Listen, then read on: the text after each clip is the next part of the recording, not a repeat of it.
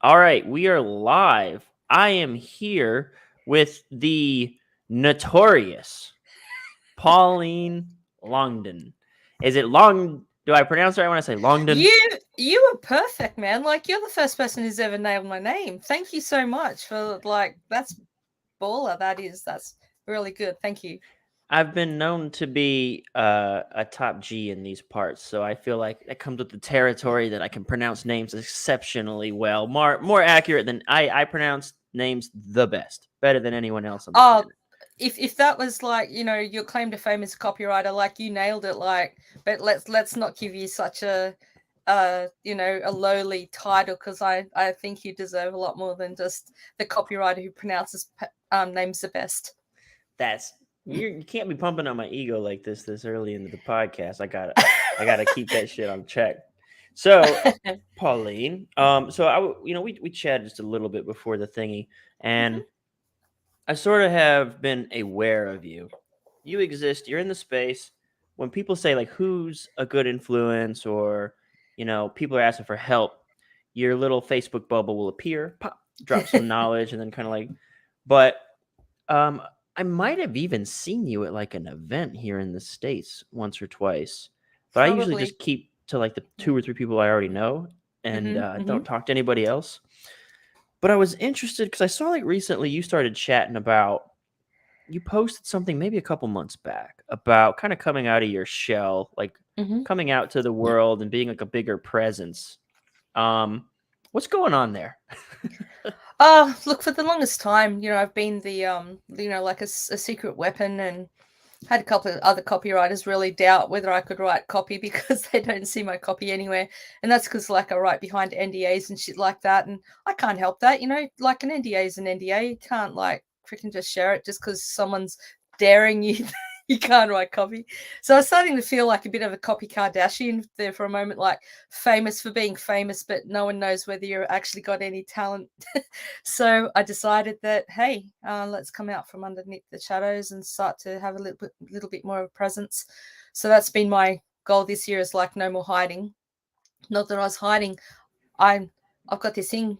I like to make money in the dark. I don't care what people know about me. Just the people who need to know about me know about me. But anyway. Well, there's some sort of pivot occurring. Something about you says, "Damn it, Mm. I'm gonna." You're designed to be more proactively out there. So what's some of the stuff? Have you started moving, making moves yet on that?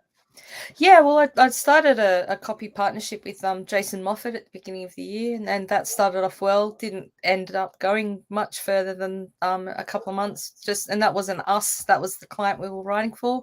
But him and I, like, we actually got to see what we're both capable of, and we're got some really good, like, little projects in the pipeline that we're going to come out with.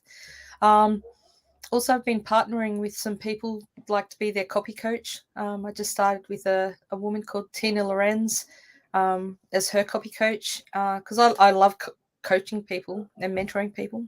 And then I'm working with Adel and Shiv Shetty.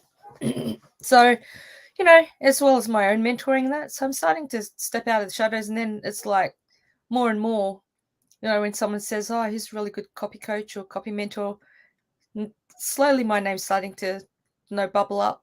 Instead of having all the copy bros, it's like, oh, fucking, you gotta get this guy, you gotta get this guy. Every now and then there's like a chick option, so I'm kind of liking that. What is the chick options? Is there a large selection? There's you. There's one or two others, right? Yeah, there's enough of us. If you go looking, that's the point. You have to go looking, and we're not top of mind. Like there's Laura Catella, there's Lo Morgan, um, Kim Krasny-Schwalm. There's a couple of us out there that people think about, but we've had to really uh, push ourselves out there more than just, I guess, someone just goes, oh, you gotta hook up with this bro, dude. Um, I don't care. I don't care. It's like, I feel like the ultimate bro dude too, with like my shirt unbuttoned, my chest hair hanging out. It's like I'm like the epitome of bro dude. there's nothing wrong with that, though. I mean, yeah, there's no judgment there. It's like the industry is what it is, and like, either you be in it and you just find your place and smash it, or you can't handle it and you just get out of it. That's it. They're the options. Well, I think that might have been something that sort of drew me to your message a little bit. And this is something I've talked about. It's almost like the reason for the formation of this channel is it's a bit stifling being, and again, I hate talking about it like this because I don't want to sound ungrateful, but it's a bit stifling being like the copy squad guy. And I Mm, remember that first dawning on me when I went to Copy Chief Live, and people would walk up and be like, "Hey, what up, Copy Squad?" Like they were like they had seen the YouTube and stuff like that. And I remember like what I thought would be like this really cool like celebrity moment being mm, like really like I don't know, like I just remember I was talking to this one person and I was like everything felt like I was saying a script. Like everything felt like I mm, was being very professional. I was wearing my customer service mask and I was being like, "Oh, they were like I got to make sure that I stay extremely like presentable."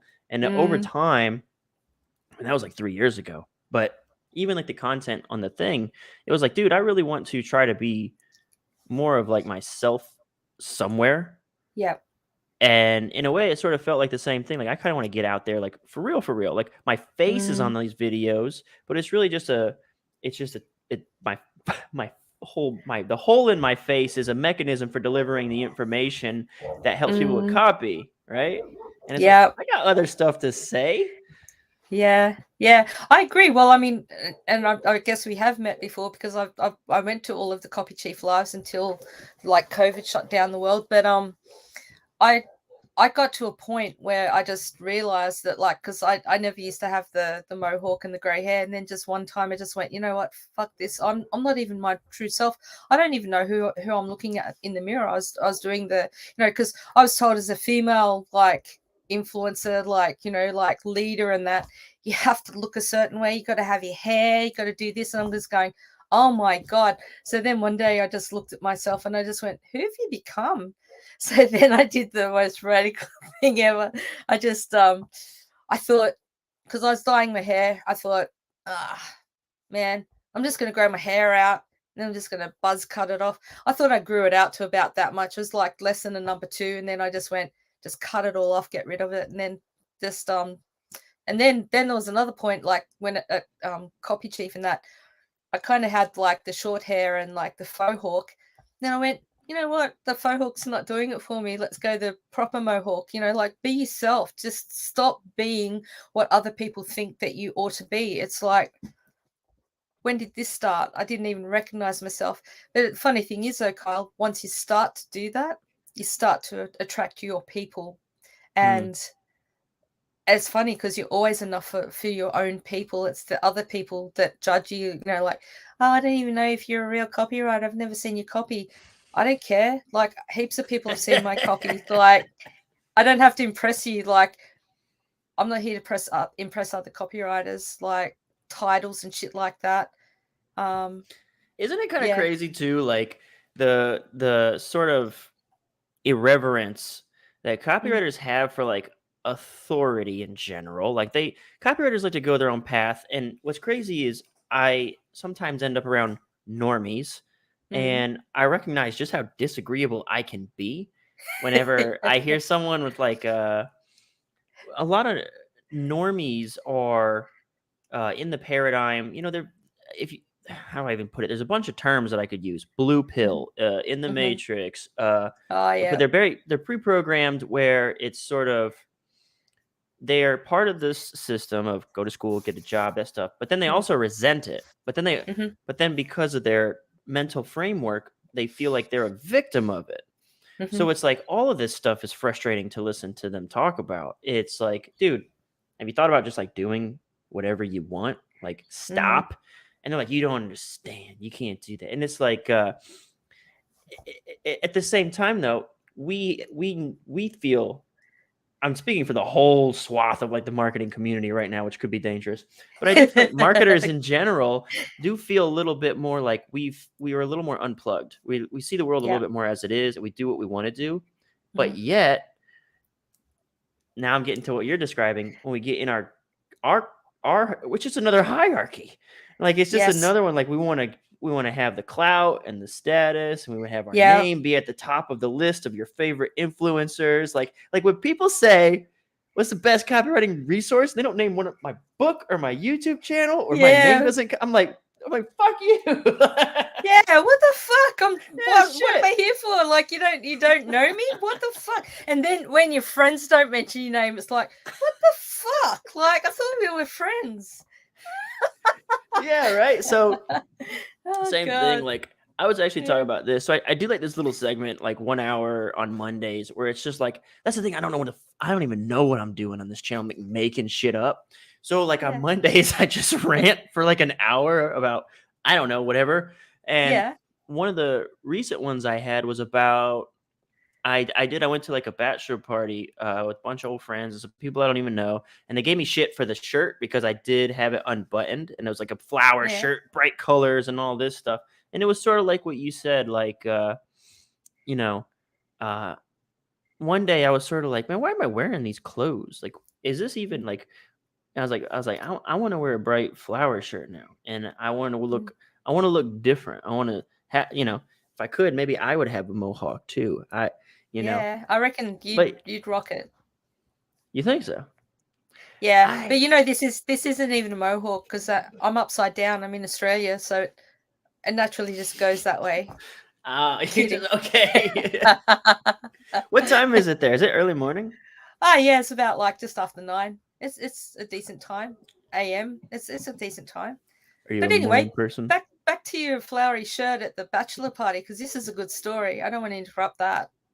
Oh, I mean, it was just like I got so much shit until like everyone took it. Everyone took a jab. It was like a three-legged, prey, like just like a gazelle that could not get away.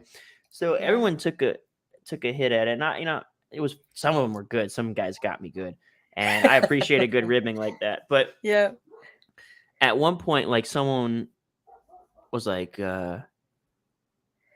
he said something like, I can't remember. I wish I could remember this. I don't remember what he said. I just remember my response, where he's like, bro, you're really gonna go out wearing like a flower shirt? Blah, blah, blah. I was like, listen, I don't want to look just like you.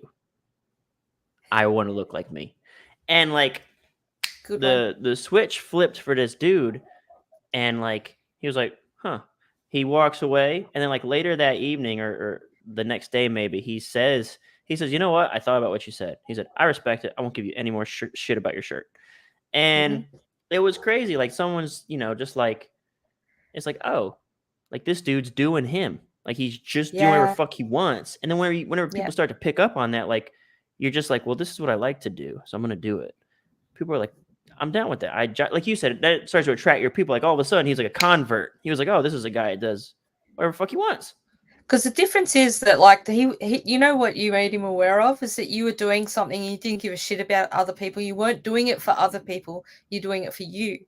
And that's difference when you actually like stand in your power, and you know, like everyone's out there like, oh my God, I've got to have. I went to an event a couple of years ago. It was like just before the world shut down. I actually got COVID at it, early adopter of it all. But anyway, were you in the San Diego? Was that the one? There was one in San Diego, but it was actually a Jason Capital one in Anaheim. It was a really great event, actually. I learned lots from it, just about like the way he does stuff. He's an influencer. Man, that guy, he's done so many amazing things. But I wanted to be there with the crowd and that. But I walked in and all the guys were the same. In fact, I had the same haircut as the guys. And I said to Jason Capital, like, how does it feel like having this like freaking 50-year-old grey-headed woman in your audience? He goes, I didn't think you were 50, but I fucking love your hair. Like, it's awesome. But see, you're 50? do it. Is that you're the 50-year-old? Yeah, I'm actually more than 50 now, but I was at the time. Well, thank you. But anyway, but the thing was that I was doing it for me because this is how I feel comfortable representing myself. Everyone else is just like a Stepford dude, you know, like same hair, same dress, same everything. See, that guy that challenged you and then you kind of like taught him something, was that he realized that you're not doing it to try to impress people or whatever. You're just doing it because this is what you feel comfortable and authentic showing up as. And that's powerful, man. That's so many people will never achieve that. That's it. So you went to Adjacent Capital. So Yeah.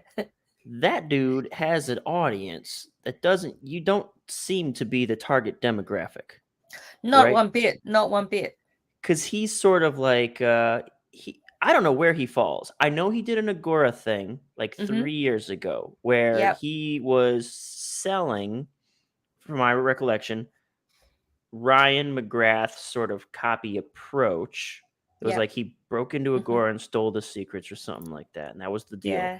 Yeah. But also, the way that I know of him as well is he's like a red pillar. He's like a pickup Mm-hmm. guy. He's like a Mm-hmm. dating guru or something like that.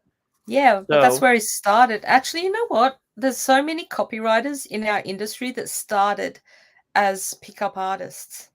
it's so funny you say that because it always comes up on my Yeah. interview thingies. I always bring it up. Like, I feel like everyone in the copy game has come into it at some point. Yeah, yeah, exactly. And even like some of the females had parts to play within the pickup artist community. Like Marie Frelio and a couple of others that like used to advise the guys, what high class women want. So yeah, but I'm definitely not Jason Capital's like demographic, but I mean I'm the kind of person who wants to learn from people who are doing what I want to do.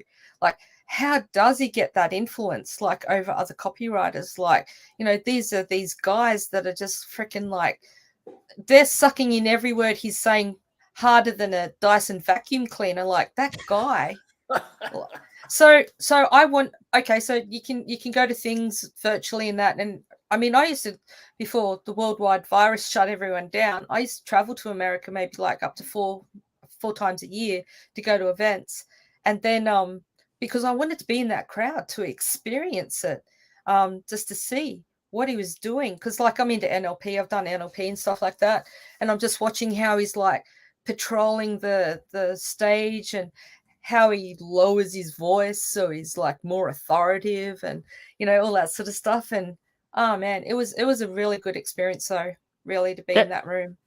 Okay, you've got all sorts of my interests right now because I've heard of NLP, and I'm pretty sure I heard of NLP from guys Mm-hmm. like Jason Capital talking about how you use it to influence people. I think the reason that a lot of copywriters do get involved with pickup is because of the very super integrated psychology nature of it. It's about Yeah. influence, persuasion, like I liked reading the Mystery Method. Braddock told me to read the Mystery Method. And I just read it. I know I'm like a decade late. I just read it, and I was just kind of like, "This is interesting shit." Yeah. So Yeah. the point that you made, which I really appreciate, was that I want to know how he's doing this, Mm-hmm. and that absolutely like rang a bell with me because while everyone is either freaking out, they're freaking out one way or the other. While everyone is either freaking out in love with this Andrew Tate or Yeah. freaking out in hate with Andrew Tate, I'm like, how is he doing that? Yeah, I'm exactly. like, I don't care. I want to model the blueprint. I don't give. I want to have my own message inside of whatever blueprint is causing the world to lose its shit right now. Like, yeah, I mean that's I mean, I love that. I mean, that's one of the best traits that a copywriter or marketer or just a freaking let's just get that out of that paradigm. A human having a ferocious curiosity. Like I know that I'm one of the very few women that have ever read the book The Game and actually I'll just say I liked it. I'm not going to say I love it, but I actually liked it because it actually I don't know, just the it's all about the strategy in that. So I mean, I'd love to read the Mystery Method. I because I mean the game was very good, but the way that Neil Strauss wrote that was very like entertaining from a writing perspective. So the game as a book, you've got Neil Strauss's grasp on the English language. He knows how to spin a story, man. Like, I just couldn't stop reading it. And then he also brought in at another level, like there's so many layers to that. There's like the level of like how these pickup artists that were like the world's biggest losers were out there banging babes left and right, you know. But then there were some of them that weren't even like having sex with the women. It was more just the conquest that they could if they wanted to, but then they didn't know what the hell to do with them when they caught them. But that's, you know, but I mean, I think if you want to be really good at what you're doing, then don't be so precious about where you get that information from. You know, you can visit, but you don't have to live there. You know, like you can go and see what Tate's doing, but you don't have to be a freaking like, you know, 100% follower. We can just go and see stuff. And actually, you brought up something that interests me because, like, I'm a fairly individual, independent thinker. So people are always talking about the red pill, blue pill. You know, which would you take? I go, I'm like the taco girl. I go, I'm going to take both. I'm going to put both in my mouth. I'm going to chew them up and I'm going to have a purple pill because then that allows me to go into the reality that I'm writing to. Like you can't be superior to people that you're writing to and expect to freaking connect with them. But also I don't want to live there all the time. So I'm just going to like zoom out and live in my own reality out of the matrix. But there are times that I want to have that human experience so that I can write to my fellow humans in a way that actually connects with them. You can't do that from a place of being an observer or like a superior observer thinking that you're fucking better than everyone else because you are still an injured, traumatized little child in an adult body walking around. That's it. There's a lot to unpack there. I'm taking little notes over here. I have like a cool. So I would say that's good stuff. Injured, traumatized child. I really love the thing you said about don't be so precious for you. I got some things I want to come back to, but one of the things that you said that brought straight a story, topical story is Ed Ray and Hannah Chan are also like sort of personalities in our space. I had lunch with them in Miami once, and I sat with them for 2 hours. We chatted, and that was kind of like just. I'll tell you this: Ed seems like a dude who really not that relationship specifically. Like, yes, that relationship specifically, but like how he handles himself in relationships seems like he takes pride in it. Like he takes pride in his relationships. Like he doesn't take them for granted or like just. I could tell that just from talking with him. So I know that article, which if no one has any idea, I want to get to the point. Yeah. There was his girlfriend Hannah sat down with like a journalist, we'll call it, and they did like a story about their relationship or something. Because I guess I don't even know what the story is supposed to be about. Empowering relationship dynamics or something they said. But they spun it a different way, didn't they? Yeah, so like they're both two successful young people who make a lot of money and have their own stuff going on. And then I guess the media spun it into he's like a beta and she's a gold digger, right? Yeah. Took it to like and it just sort of I saw them post about it like on Facebook, and my first sort of thought was like, are you surprised? Like, you're talking about where you get that info and jumping into this world and jumping out of that world. I think one of the things I recognized super early on, I was at Agora Financial when James Altucher broke the internet, and that came from a promotion that a dude wrote making a claim. And so it's like I started like in my first months of being there, I started seeing like, wait a minute, media literally shapes what like the dinner conversation is. Oh, definitely. So it's like you as a marketer have to know that they're going to play into the hot trend. And right now, the hot trend, we just kind of mentioned it, Cobra Fate and all that stuff. Like the hot trend right now is beta and alpha males and all that conversation. And I keep bringing it up on my podcast and I keep bringing it up on my musings because it is like what's hot right now. That's what everyone's sort of discussing. And so I'm paying attention. But I'm also like you. I go in and I come out. Like I still feel like I have a sense of identity and like my own core values that I stick to. Same. But I try to at least see what's going on and what's happening here with that market, Yeah, so I mean, I really feel for those guys. I mean, I've met Ed, and I also I did one of his courses. Right, I'm not too big to learn from people, and I don't care how old, young, or whatever it is. I just see them that okay, you've got something that I can get from you. I'm gonna experience that. So I've done some stuff with Ed, nicest guy. I think that maybe they were a little bit too nice and expect the world to play nice with them, but sometimes that's because people in our industry will cull out people that oppose them or have friction with them, and they exist in their own little bubble of comfort.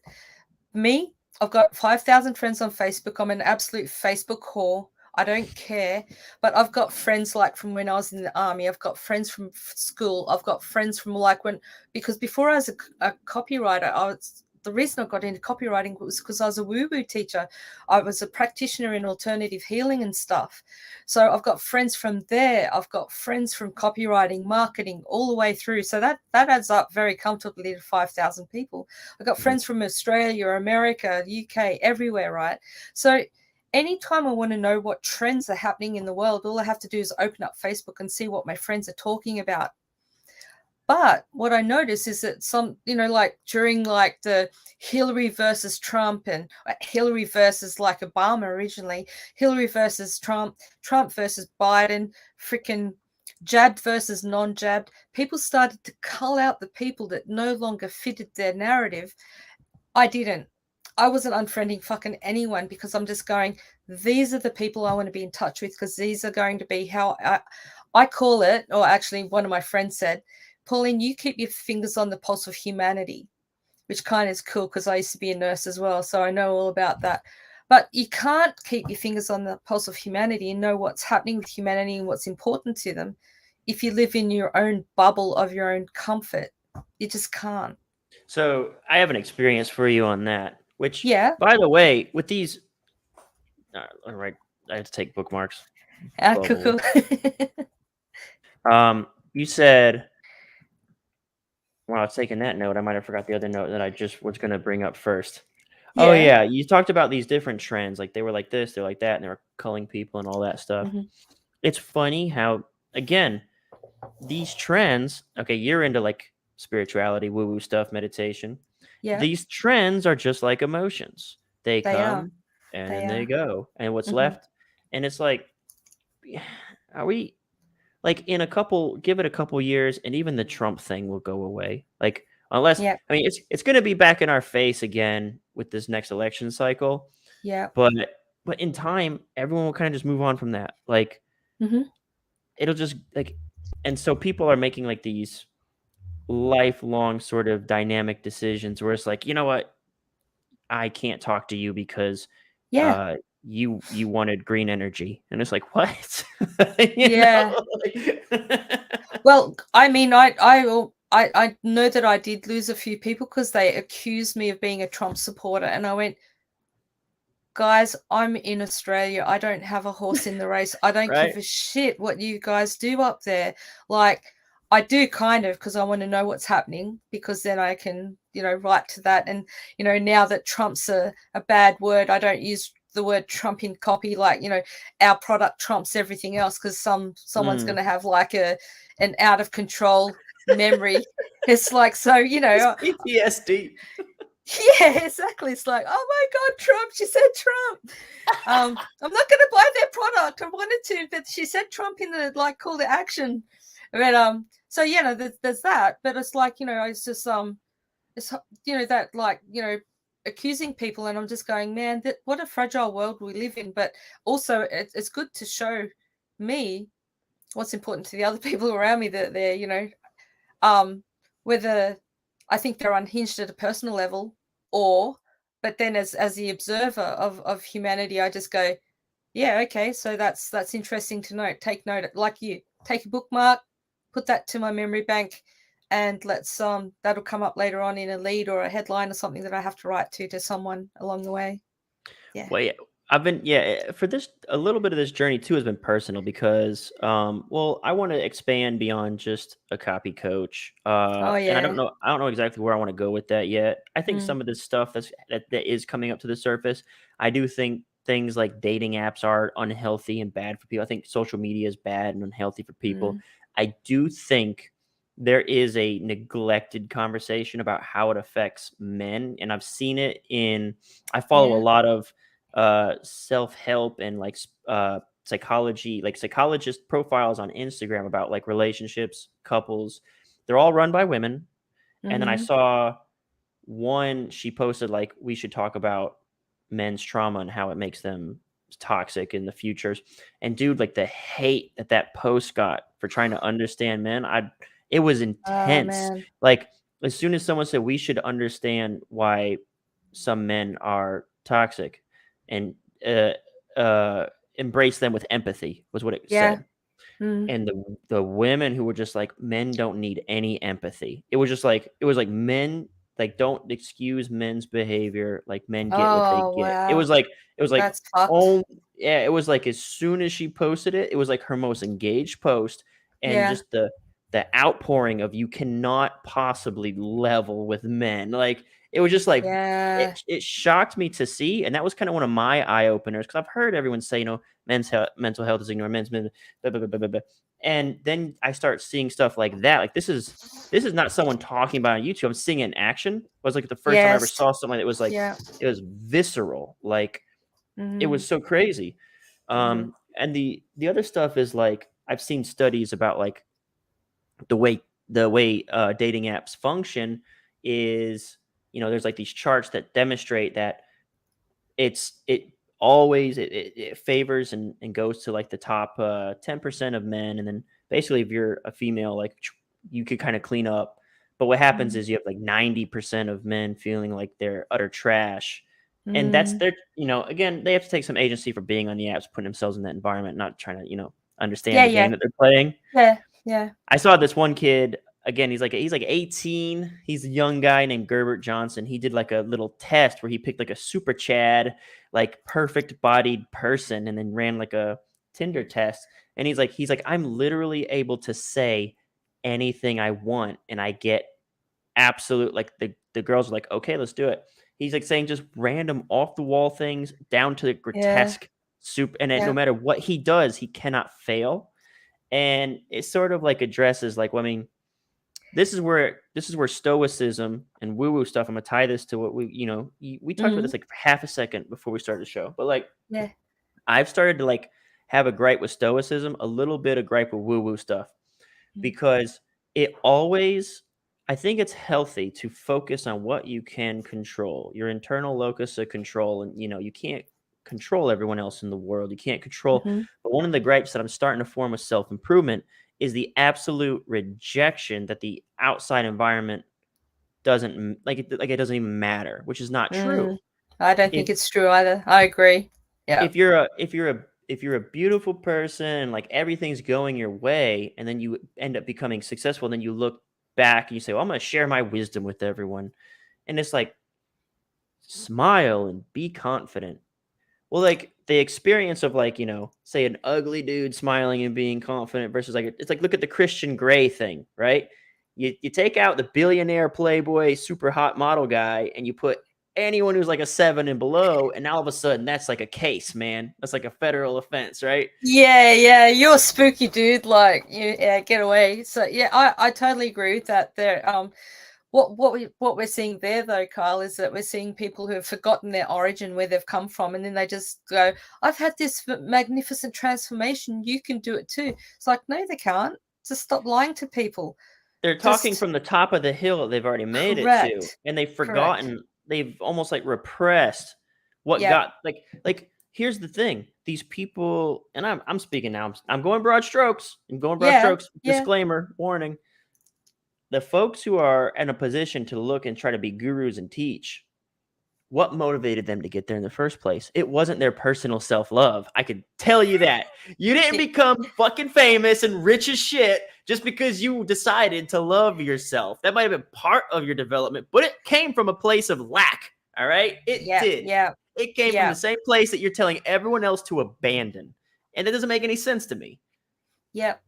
Yeah, so it's because they've forgotten where they've come from, and also they expect they don't go to where people live. And this is what I've always said, is like, people are up here and then the audience is here, and they're just like going, well, come and join me up here. It's like, how about you get off your fucking perch and come down and go, okay, so let me escort you, or let me help you up, rather than just go, oh, you fuckers, you're nothing without, blah, blah, blah, come on up. If you dare. It's like, if you actually doing this to help people, then fucking help people and go. I'm not saying take yourself down to their level. Like, if you're a highly vibrational person, you don't have to lower your vibration to go and hang out with the low vibrational people. Again, that's that human judgment bullshit that we get into. It's like, stop judging people and have some empathy for them, and then say, yes, I got to hear, these are the steps, let me help you, instead of judging and saying,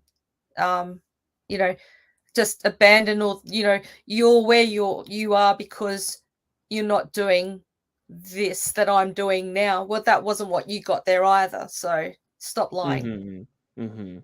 Yeah, and if you watch some of, like, I can tell that the Tate team has sort of curated their message to be a lot more personal development and self-help, and a lot less about men and women. And I can just see it on YouTube. Like, he's back, Yeah. but it's a different message. You can tell in some of his more, like, these things are always out there, but people snipped the most outrageous things. So when he talks about his past, you could tell this dude was in a low place at one point. You could tell, like, when he was like fighting, he says things like, I didn't care, like, what happened to me. Like, I'm gonna go take this fight, whatever happens, happens. I just didn't give a shit. He says this stuff openly, and it's like, I think that's important to realize. And I've talked about this even when I talk about getting clients for copywriters. Like, this is so important, is like, if you like, I use PewDiePie as an example once. PewDiePie, it's like the biggest YouTube channel. And it's like, you can't come into the game. I talked about podcasts. I'm kind of violating this rule a little bit, but I have a built-in audience at Copy that I'm sort of pulling over. Yeah. I was like, you can't come into the game wanting to be a podcaster and just talk about your life.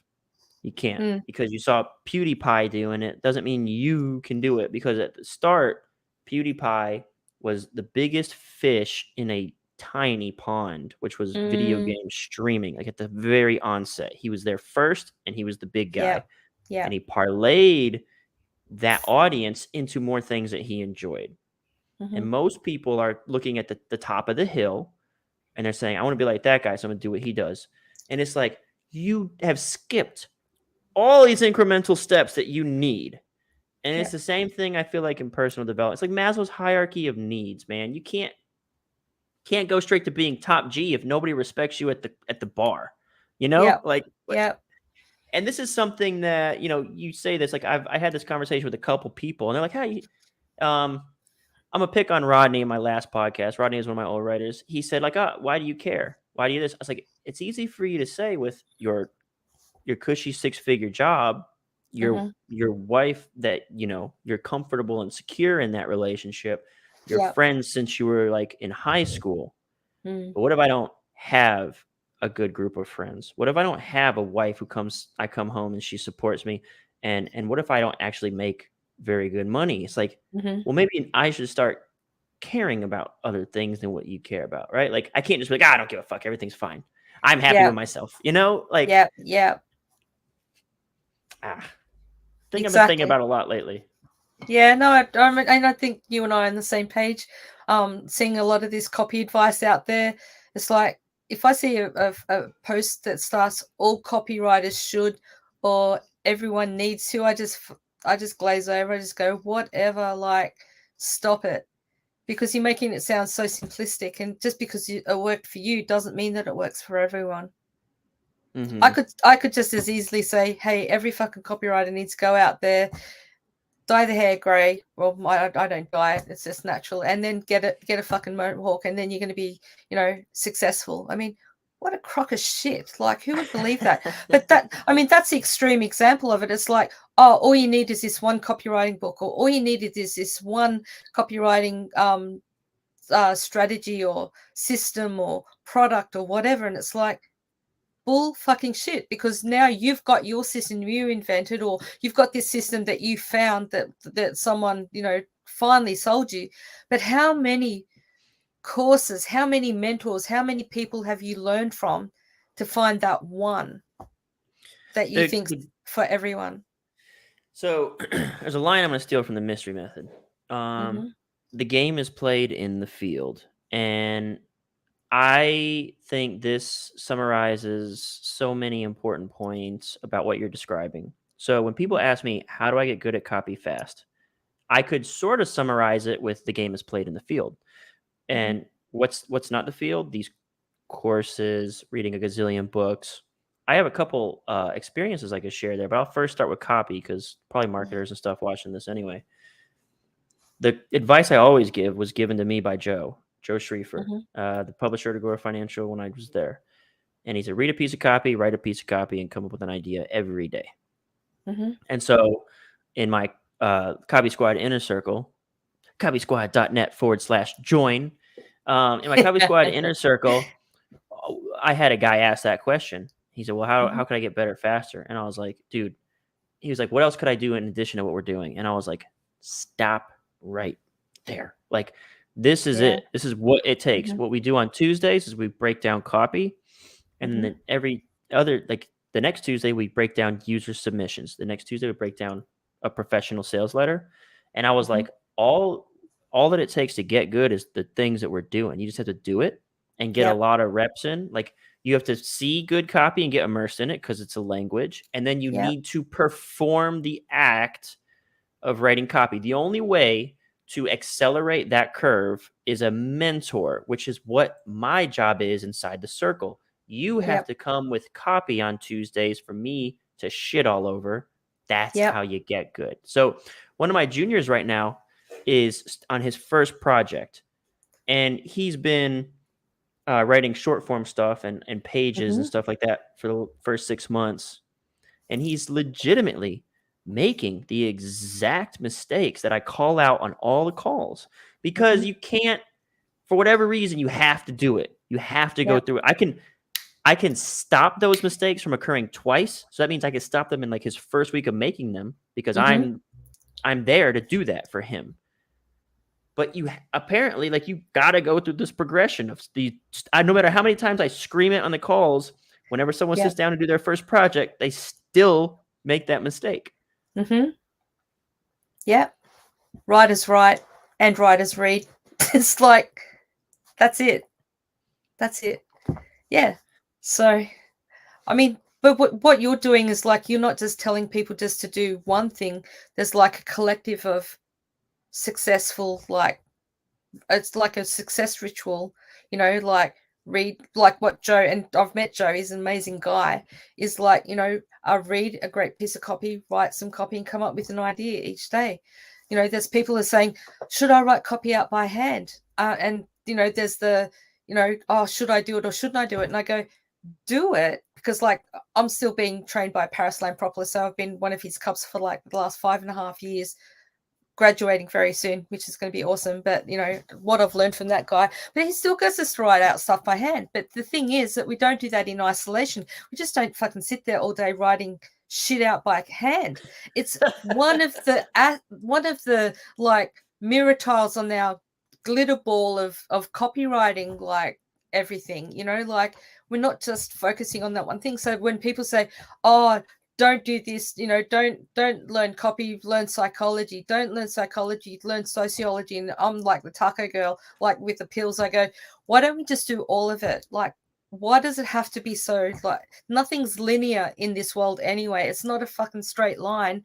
That straight line, if you look at it, is actually all like, it's multidimensional. Why do we have to keep just this one little stupid thing? It's like, we're not in a vacuum. We don't exist in a vacuum. In my opinion, because there's books like Made to Stick, which actually helped me a lot with copy, which is not a that's a copywriting good book. one. Yeah. I think that when it comes to accelerate, like moving the craft forward, the real actual muscle memory, if you want to call it, like the ability to do the skill. Yeah. I think the point that I really want to hammer home is the game is played in the field. It's like, you can't read your way to being a great basketball player. You have to go on the court. You can't become a great soccer player. You have to be on the field. So the ultimately, like, reading books, reading psychology, whatever you read, can help you maybe like think differently while you're doing the, but you have to get in the field is all. That's like the number one thing. Like that's the only way to get Yeah, better at the thing, you to have do the to thing. apply it. Like you can read all the books in the world, but until you actually apply what you've learned, like, you know, it'd be like Kobe Bryant. Like I read the book Relentless. It's one of my favorite books. Kobe Bryant was trained by this guy called Tim Grover. And it would have been like Tim Grover just sitting there with Kobe Bryant saying, okay, Kobe, you need to do this, this, and this. And then Kobe goes, yeah, okay. And then doesn't do any of it out on the court. You know what That else was they do? yeah. Here's what else they do. We had a live class about how to get a job in copy. Mm-hmm. This happens. I'm gonna pick on one person, but everybody does it. Yeah. All the info junkies do, who aren't action takers usually. But we had a whole hour-long thing. One of my guys, Nick, did a whole presentation about how to break into copy and get a job at a financial publisher. He Yeah. talked about how he got a job with me, how he got a job with his current copy chief at Investor Place, Mm-hmm. showed the type of email you need to write, get through the whole thing. We get to the Q&A. Someone says, okay, in addition to the tactics you mentioned, what else could I? And I was like, stop! So like when you talk about the Kobe thing, it's as if the guy said, hey, do this, this, this. Said Kobe said, yeah, but what else could I do? And it's like, yeah, exactly. He go didn't. do what I told you. Yeah, exactly. It's like why overcomplicate things? It's almost like when you give people a piece of you know, simple advice. And I see this as a copy mentor and coach as well. It's like, why are you trying to overcomplicate it? Is it that you're trying to intentionally sabotage your success? Like what's your secondary gain for doing this? And usually it is that they're actually a bit nervous about their own success. It's mental, but anyway, just crazy. People be crazy. Well, they're looking for some sort of edge, like some sort of magic bullet or trick. And I think the Yeah. solution to that is time blocking, and just Mhm. say, like, this is the time, 2 hours a day. I say deep work, do 2 hours a day. And that does not include reading. That's the act of writing. Yeah. 2 hours a day where you're doing research and writing. Okay. And then everything else, you can go nuts, watch courses, read books, learn tactics. But Yeah. for 2 hours a day, you got to be in the field playing Yeah. the game. Mhm. And I think everything else is just gravy. That solves a lot of problems right there. Yeah, because I have been asked about that. Oh, should I write stuff out by hand or write for clients? It's like, are you serious? You'd even ask that question? Why do you think that they have to be one or the other? Why can't they just be both? And I mean, Gary Bencivenga talks about it. Write out of control, you know, for 15 minutes, 1-5, if people are confused by my accent, but it's like 1-5 minutes, like 15 minutes. It's not 50 minutes. It's not like for 8 hours a day. It's not 13 hours a day. I mean, that's just ridiculous and stupid, because what they're actually doing is they're sabotaging and they're avoiding the very thing that they want to do. As you say, get on the field, like put your boots on, get on the field and freaking go and kick some goals. That's the only way that you're going to get the goals, is by taking a shot in the first place, you know? So It's incremental baby steps that you get from fundamentals. One other thing that I've realized in this regard recently was in my own social life, where I have, especially with the dawn of this sort of podcast, and I'm trying to up my network, my social game, all that stuff. Like, I've always been a recluse because I believe too, self-improvement sort of steered me into a cave, which is like, work on yourself, So like, I'm just in my office, I'm writing, I'm making money. When I'm not making money, I'm at the gym and I'm getting 9 hours. I'm doing everything. But this is my gripe with self-improvement and all this other stuff, is like, it completely thinks that you do all this and all of a sudden you're an alpha, you're a high value man, like everybody worships you. But then I go outside and it's like, I don't have any fucking friends. Like, what the shit? Like, what the shit? So this is where I'm like, no, I'm rejecting some of this shit, because they're like, once you work on yourself, Kings, like, you're gonna be a high value man. It's like, dude, no, you got to learn how to play the game of just socializing. Yeah. So I have decided that, okay, well, I need to do that's how I view the world. Everything is sort of like a skill. There's someone will say to me, like, in a copy call, I can't believe you just came up with that off the top. You're so talented. And it's like, Just like, no, there's no talent here. You realize how, like, for the last like 3 years, while you were like having fun and living a normal life, I have Yeah. just been reading sales letters and writing sales letters Mm. nonstop. So whenever my mouth opens, I can fire off an entire section of copy on accident. Like, this is not talent. This is not talent.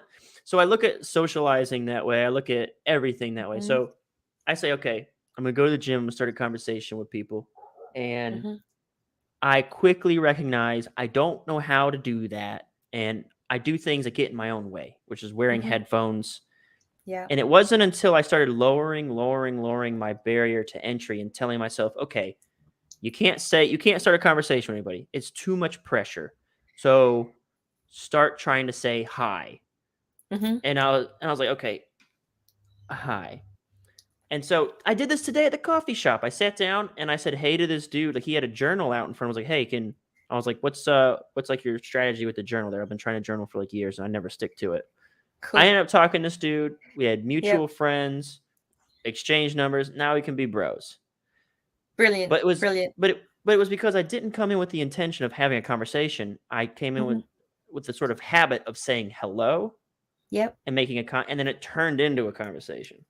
Yeah. And Yeah. I wanted to just say that the big point I'm trying to make here is, had I read, which I have, obviously I've read a pickup book, I read The Mystery Method. Had I read Mhm. books and courses on charisma and being like more gregarious, I still didn't know how yet without getting in the field. I didn't realize how difficult it was just to get past high and the Yep. mental, like where I had to be mentally to like start a conversation, and like I had to get in the field, and I recognized that. Yeah, yeah, it's massive. And I mean, a lot of us copywriters and marketers are painful introverts. Like a lot of people meet me and they go, well, I mean, I'm pretty much as I am, like when you meet me, but I'm actually kind of quiet. I can be like gregarious and like out there and all that sort of stuff. I call myself a hand in the back extrovert, because there's my partner and me, and they don't want to be like the face of the business. So it's like, here, you go up the front. And so it's like, fuck, okay, all right, I'll talk to people. But like when I was traveling to America and that, I would just randomly make up like a conversation with people, and it usually started with hi. And then like my partner would say, how the hell did you in like 2 questions get their whole life story? And it's like, well, that was something that I had as a nurse anyway, because you're talking to people at their lowest moments and all that sort of stuff. But I really like when I was doing all the personal development, as you said, I kind of like became very insular and got in my own bubble. And then I realized that I'm actually really quite lonely here. I need to get out and be with people, because like who was it, Claude Hopkins in Mhm. scientific advertising, he talks about you cannot write to the common man if you are disconnected from them. That's it. So that's why, like, you go into your coffee shop and the gym and that. And whenever I go out in public, which is more than I'd like these days, just because it's like I'm always just like, having conversations with people or just saying, hey, and then just seeing where it all goes. And that, what else happens when you do that? You interact with humans, you get the human stories. And that's what I love to put into my copy. I love to put it into my emails, to my list, and my stories that I tell my mentees and people I coach. I call them slice of life stories. But you're never going to get slice of life stories just sitting in your own little bubble of your own understanding and comfort level. It's like you just don't have that to put into your copy. Mhm. I I think one of the key things there is like you just, you say hi, Mm. but here's one of the things that I would sort of point out too that comes back to what you were saying before, is a point you're making about like talking from where you are, I guess, like the top of the mountain, like Yeah. once you're there. So one of the things that I could say, having said hi to some people, because I actually said hi to a girl at the same coffee shop today as well. So I said hi to the dude, said hi to the girl.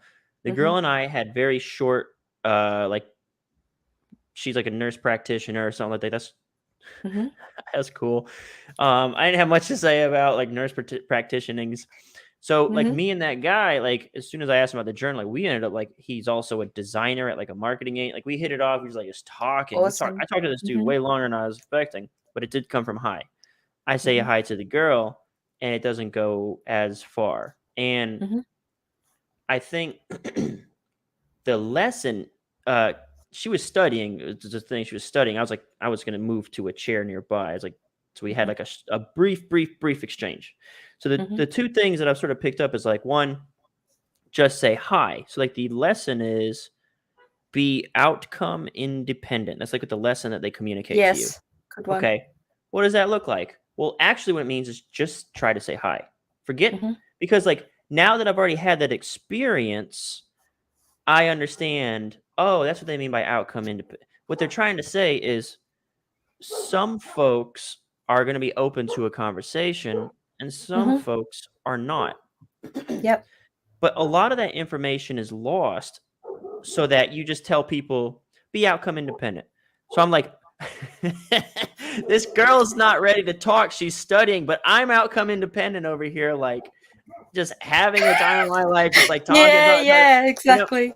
And it's like, no, that's Yeah. because that person is speaking like from where they are and the final lessons that they took away, and there's all this understanding that they're not communicating in this Mm. message.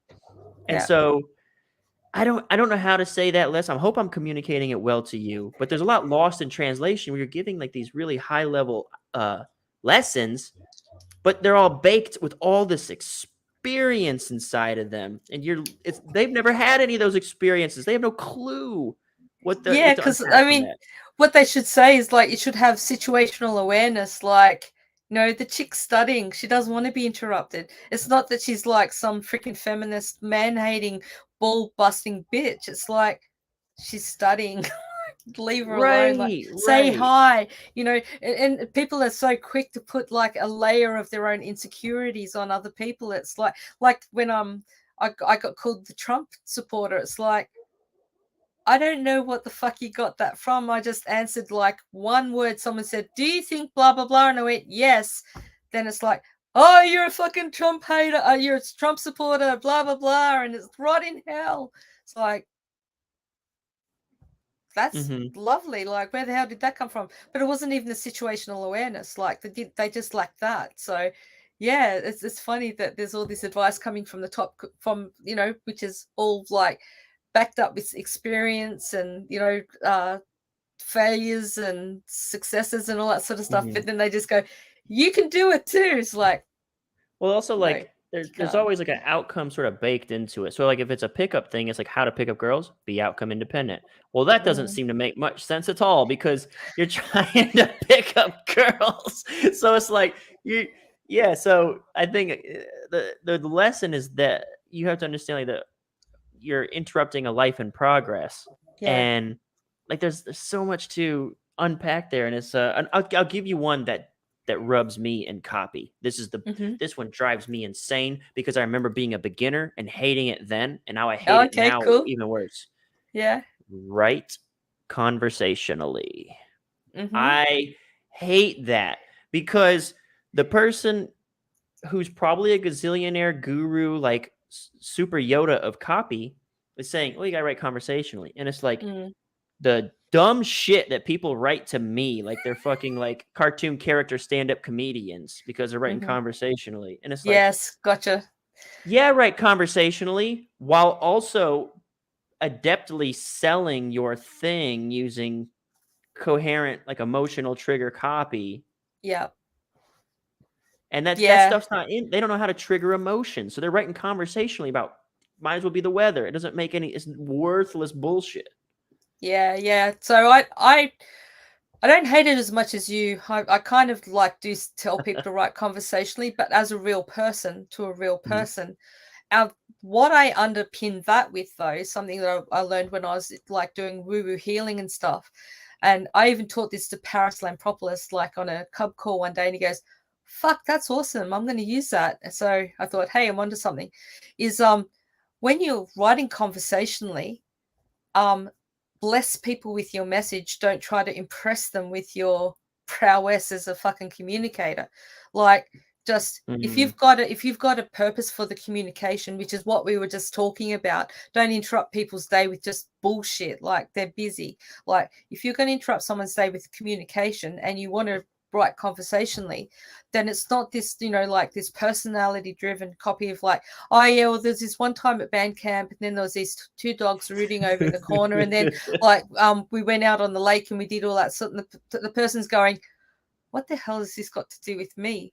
Because that's what you're talking about, conversation. But what we talk about when we say conversational copy is like, keep it relevant and relatable to the person that you're writing to. Don't interrupt their day just so you can have a platform to have a bitch, whinge, moan, groan, or something about everything else that's only poignant to you, and other people just go, fucking grow up, like man child or woman child. Like seriously, like I'm too busy with my own stuff to deal with this. So I get what you're talking about, conversational copy, when it's actually misapplied, but I'm a fan of it when it's actually and I think that everyone can learn it, even the rookies, but they mm, need good guidance. They can't just like, just be, I don't know, just released out in the world and just write conversationally. It's like not the way you talk, it's the way that the audience would be talking.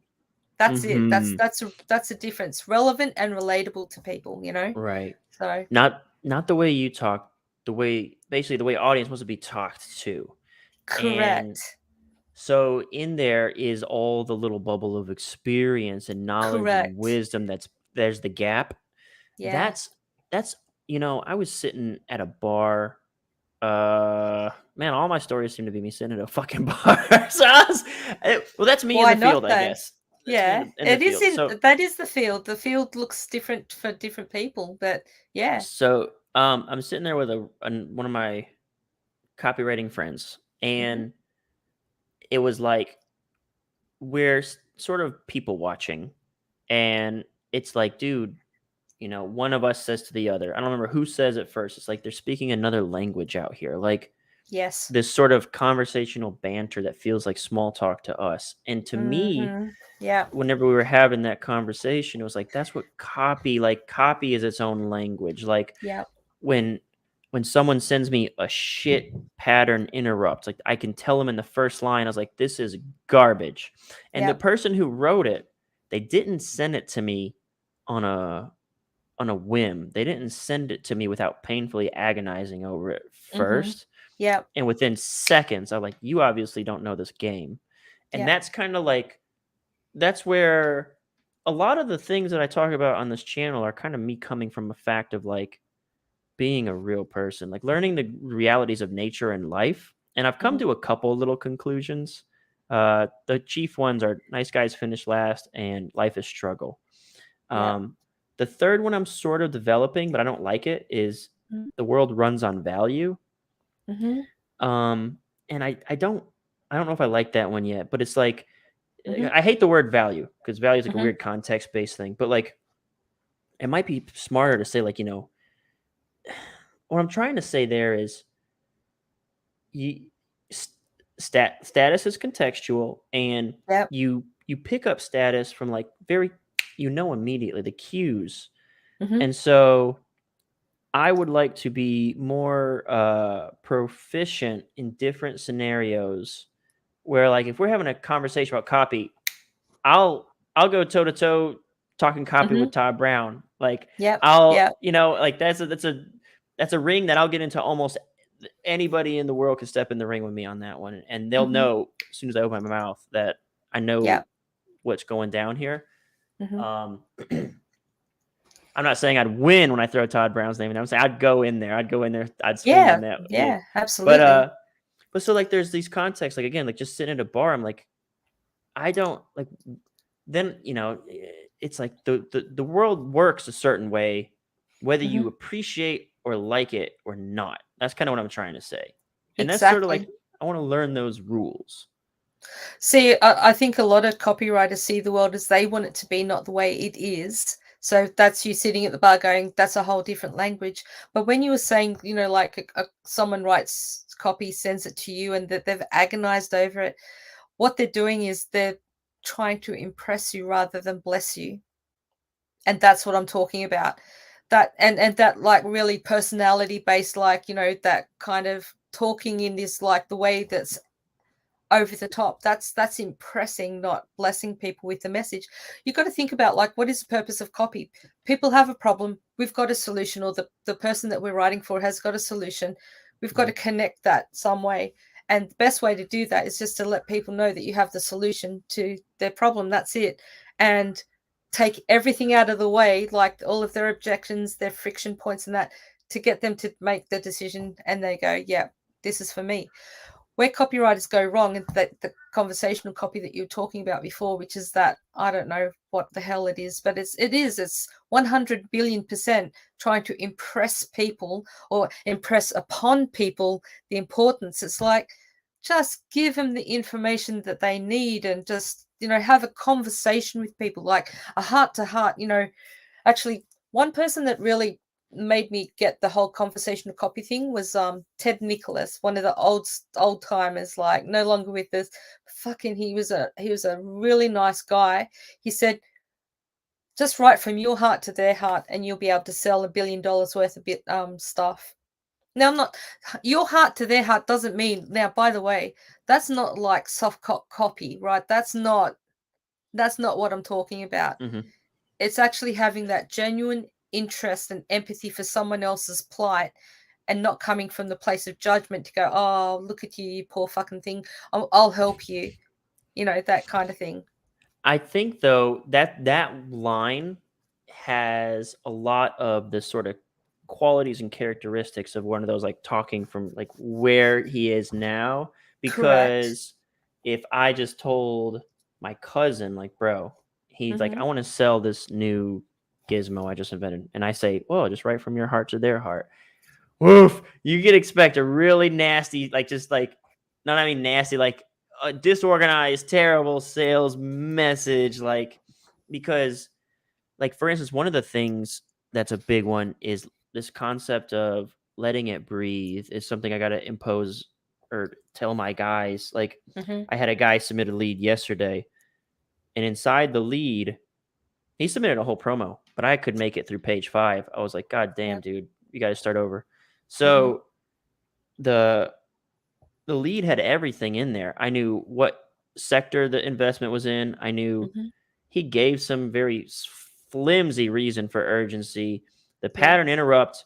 The first line was a chart, was like, take a look at this chart, which was like, no. And then, so like, there's all these little things that I knew, like, mistake. But the big one for me was let it breathe, which was like, I was like, first off, you don't know what the hell you're trying to say here. You don't know what message you want to convey, because you're trying to say everything.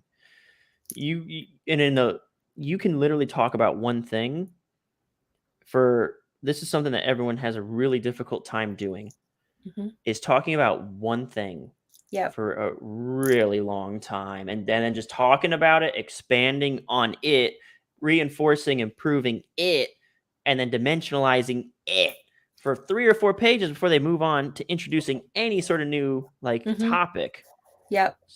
So when I've got like all this shit coming at me in the first 2 pages, and it's like, so those are the nuances that I'm describing to you. Like, nobody, no matter how much he's been on our calls for 6 months, he's written offers, he's done all this other stuff, but until he got in the game, like, I could have given him all the platitudes, I could have told him to write from his heart. There's so many of those nuances aren't baked into those messages. So I was going to say as well, I mean, writing from the heart is like, just, I guess, being a human, writing to another human. And so it's not like, as I said, not soft, but also if you've read those pages, do you get the vibe that he was trying to impress you or impress upon the person that he was writing for, rather than just telling them what it was about? I would say it was like a different side of the same coin, which was, I could probably say neediness. And so maybe neediness, like the fear that if I don't tell you this now, you won't listen, and not the confidence to say, this is really exciting shit, and I'll get to that later kind of confidence. Yeah, because what I find is everyone tries to like put everything in the kitchen sink into the lead headline. They got the 50 word headline. Holy shit. It's like, I'm just like, TLDR right at the headline, like I'm not reading any further. Yeah, so yeah, I see a lot of copy like that. But the funniest ones that I saw like was when I was copy coaching in Copy Accelerator with Stefan's. You know, people are using the RMBC. They're writing for Stefan, and it's like, oh my God, you've just written like a love letter to Stefan. You've totally like not written to the audience at all. You are trying to impress Stefan to show him how amazing you are as a copywriter, but you've got nothing here that's going to bless the person with the solution to their problem at all. Like, stop trying to impress people. So then the later iterations were like so much better because they just calmed the fuck down and knew what they were doing. Like, you're trying to sell this to like the audience, not trying to impress Stefan that, hey, give me another job. How about you just like nail this job and then he'll give you another job anyway? Like, you know, I think it's kind of, yeah, you go. neediness. I think neediness Yeah, is it is like neediness. Yeah, it is. It really is. that is one of the most toxic traits or qualities or like obstacles I think on planet Earth. Like Yeah. one of my life paradigms, and this is a big one, and this is the one I get most contention over, is I just can't. Nice guys finish last. Like I'm basically sticking to it. Yeah. And everyone's like, I don't think so. I've always been a nice guy, and it's like it's about neediness, that I should maybe say needy guys finish Yep. There you go. last. Yep. Yeah. Because the flip Yeah. side of neediness is sort of that value equation. Like, oh, value runs the earth. Neediness like soils it. Yes, I agree. But you see neediness in all aspects of the world and the copywriters. I mean, I know that you said that you get emails from people all the time, and I saw on one of the other podcasts that you did with Rob, it's like, yeah, copywriters, you know, they contact me, I'll write for you for free, I'll do this for you. And it is that neediness, and it absolutely like repels me from them as well, because it's like, I'd love to help everyone, but the thing is that I know that if I go to help you, I've just given myself a really big job that I didn't want to do. And what's the outcome for me? What's the upside for me? There's every upside for you. And then, as you said in that one, you know, you're going to go off after me and go and have an amazing career and all that sort of stuff. But what do I get out of it, really? Like, And yeah. that's the thing that most folks don't understand is first off, the difficulty of coaching someone. It's stress. It's so much easier just to do it yourself. It's so much easier just to Yeah. write than explain to someone that their brain is thinking about the world incorrectly and now it's resulting in bad writing. That takes a lot of effort. Like I had 2 calls today just about that lead, going over it, like Yeah. rehashing it because like I have to shift the entire perspective of how to write these words in someone else's head. Yeah. So I gotta break their world paradigm and then insert my world paradigm and then hope that they get it to some degree, or at least get close enough that we can do copy. So when Nick did his how to break into copywriting live class for us last week, one of the things that we highlighted in the presentation was you have to understand the dynamic or mentality of the person hiring you. And that dynamic is you're a long-term investment because you're just going to piss them off for like 6 months. Like for 6 months, you're going to make all the stupid mistakes. You're not going to be worth a shit. You're going to lose them money. And people don't get that when they ask for mentorship help. Like they're eager and willing and ready, but they don't understand you got to go through like several projects, because if you're doing a long form sales letter, you've got to hash out lots of different weaknesses. Yes, exactly. Yeah. And projects can take like a month or 2. Yeah. It's funny because like all the time, and it's funny, like, because I said that I'm one of Parris's cubs, and people say, oh, you're so lucky. I go, there's no luck involved in me. I actually actively pursued the dude to become his cub. But then it's like other people go, I would do anything to be his cub. And I go, well, you know what? We started our group with about 12 people. There's 5 of us left. Out of the 12, there was clearly 7 that wouldn't do anything to be Parris's cub. And they got to be Parris's cub. So when, you know, like, because I'm in Australia, his calls are every Friday at like 2 p.m. Eastern. That means I'm up. His calls aren't the ones that you just get up like 5 minutes before, slug on some coffee, to sit there and like you're passive all the way through the call. He like starts the call, pop quiz. So it starts at 4 a.m. for me. I'm up at 3 a.m. Wake up, brain, wake up, brain, wake up, brain, coffee, coffee, coffee. And then it's a 3-hour call. So when people say, I'll do anything to be a Parris Cub, and you go, oh, would you get up at like 3 a.m. in the morning? No, fuck that. Well, no, you wouldn't. So what I say to people in their success in this industry is like, stop lying to yourself. Absolutely. Stop lying to yourself. Stop telling yourself fairy tales. How okay, so we just talked about this. What does Paris get out of mentoring you? What's that deal? Like the 12 people. How Yeah, does so everyone get in that thing?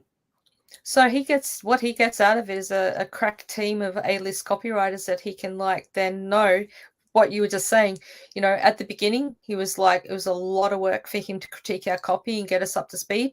5.5 years in, holy shit, like basically there's just a bit of tweaking and all that sort of stuff. So he gets leverage. He gets world-class copy. Like, it's funny because there's other people that like have worked with Parris that aren't Cubs, and they go, oh yeah, I know as much as you Cubs know. And I go, you have no idea what you don't know, because he'll tell them the what, not the how. The Cubs, we get the how and the what and the where and the when and why and all the rest of it. But so what he gets out of it is a crack team of copywriters that he knows that he can put into the wild, and they'll get a control and royalties. It's all about money, isn't it? It's like he will get a return on investment, and he does. So it sort of is like an agency then. He's the copy chief and you guys are kind of like the Yeah, copywriters. yeah, Okay. yeah. That's A basically high what I'm high doing. level, Yeah. yeah, high level agency. That's pretty much what it is. And like, it's so funny because when you say, like I say, oh, I'm a Parris Cub, they go, oh, how cute. Hope you graduate to be a good copywriter soon. It's like, are you serious? It's like being a Navy SEAL. Like, you have to be a sailor first, or like a commando. You have to be a soldier first, an elite soldier, to be then go up to the next level. So it's really quite funny. But It's one anyway, of those things though that like it's just not advertised. Like it doesn't have a good marketing message. Like it's like people aren't on Instagram posting testimonials or all that stuff. So it's like they no, don't because know. it's like a secret society, and it's Mhm. meant to be like that, because like Paris doesn't want to be over inundated. Like, could you imagine, like, he just goes, oh, contact me if you want to be a copy cub. He'll get like 2,000 people want to be a copy cub. Could I Yeah, imagine? I don't even ask people to contact exactly, me. Like, could I exactly. imagine? Yeah, exactly. And I get it too. I'm starting to get it more and more. It's like people begging, please. And it's like, no, I don't have enough space. I'm a working copywriter. I mean, don't get me wrong, I do mentor people, but I'm very selective. Like, I just don't have the They don't space. they don't understand the sheer amount of time. So I've got it down. Hmm.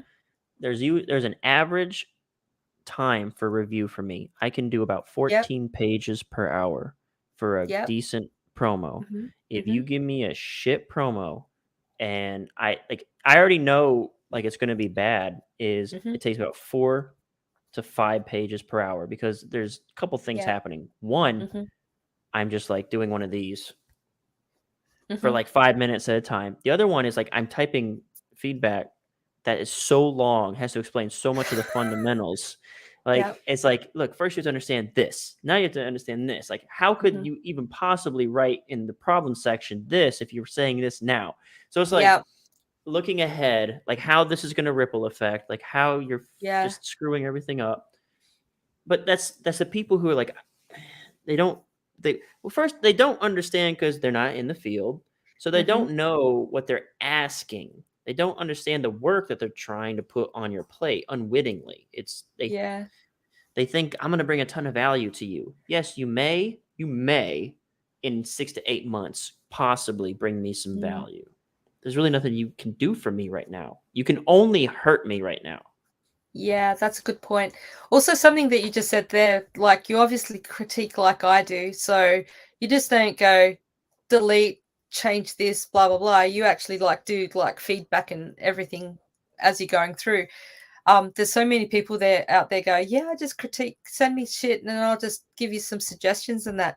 And they are so freaking surface level. And then these people are charging a fortune for like these copy critiques, or even saying like, oh, I just copy chief this person. I go, really? Because like for me, copy chief is like this spectrum job that everyone goes, oh, we want you to be our copy chief. And I go, so where on the spectrum is this job that you want me to do for you? Because is it just like guidance, or is it like you want me to train you, your team, hire your team, and all this other stuff? Like, what does this look like? And then, yeah, so sounds like, yeah, you and I are on the same page with the kind of feedback, because like I would rather do it once than keep reiterating over the same problem again. It's like, what don't you get? Like, Yeah. So the other part, so for, like we talked about, like for me, I want this person to get up to speed. So like yes. I am like, when I identify the problem on their first go, I want that smashed out by the second project, right? I want it done. If I see it twice, I'm going to remind them. The third time, I go straight to shaming. Like I hurt their feelings on the third time. And that, it's an effective strategy. Like it embarrasses them, and it doesn't happen a fourth time. If it happens a fourth time, they're probably fired. Yeah. But like it's an investment. So I'll tell you this, Pauline, I am leaving.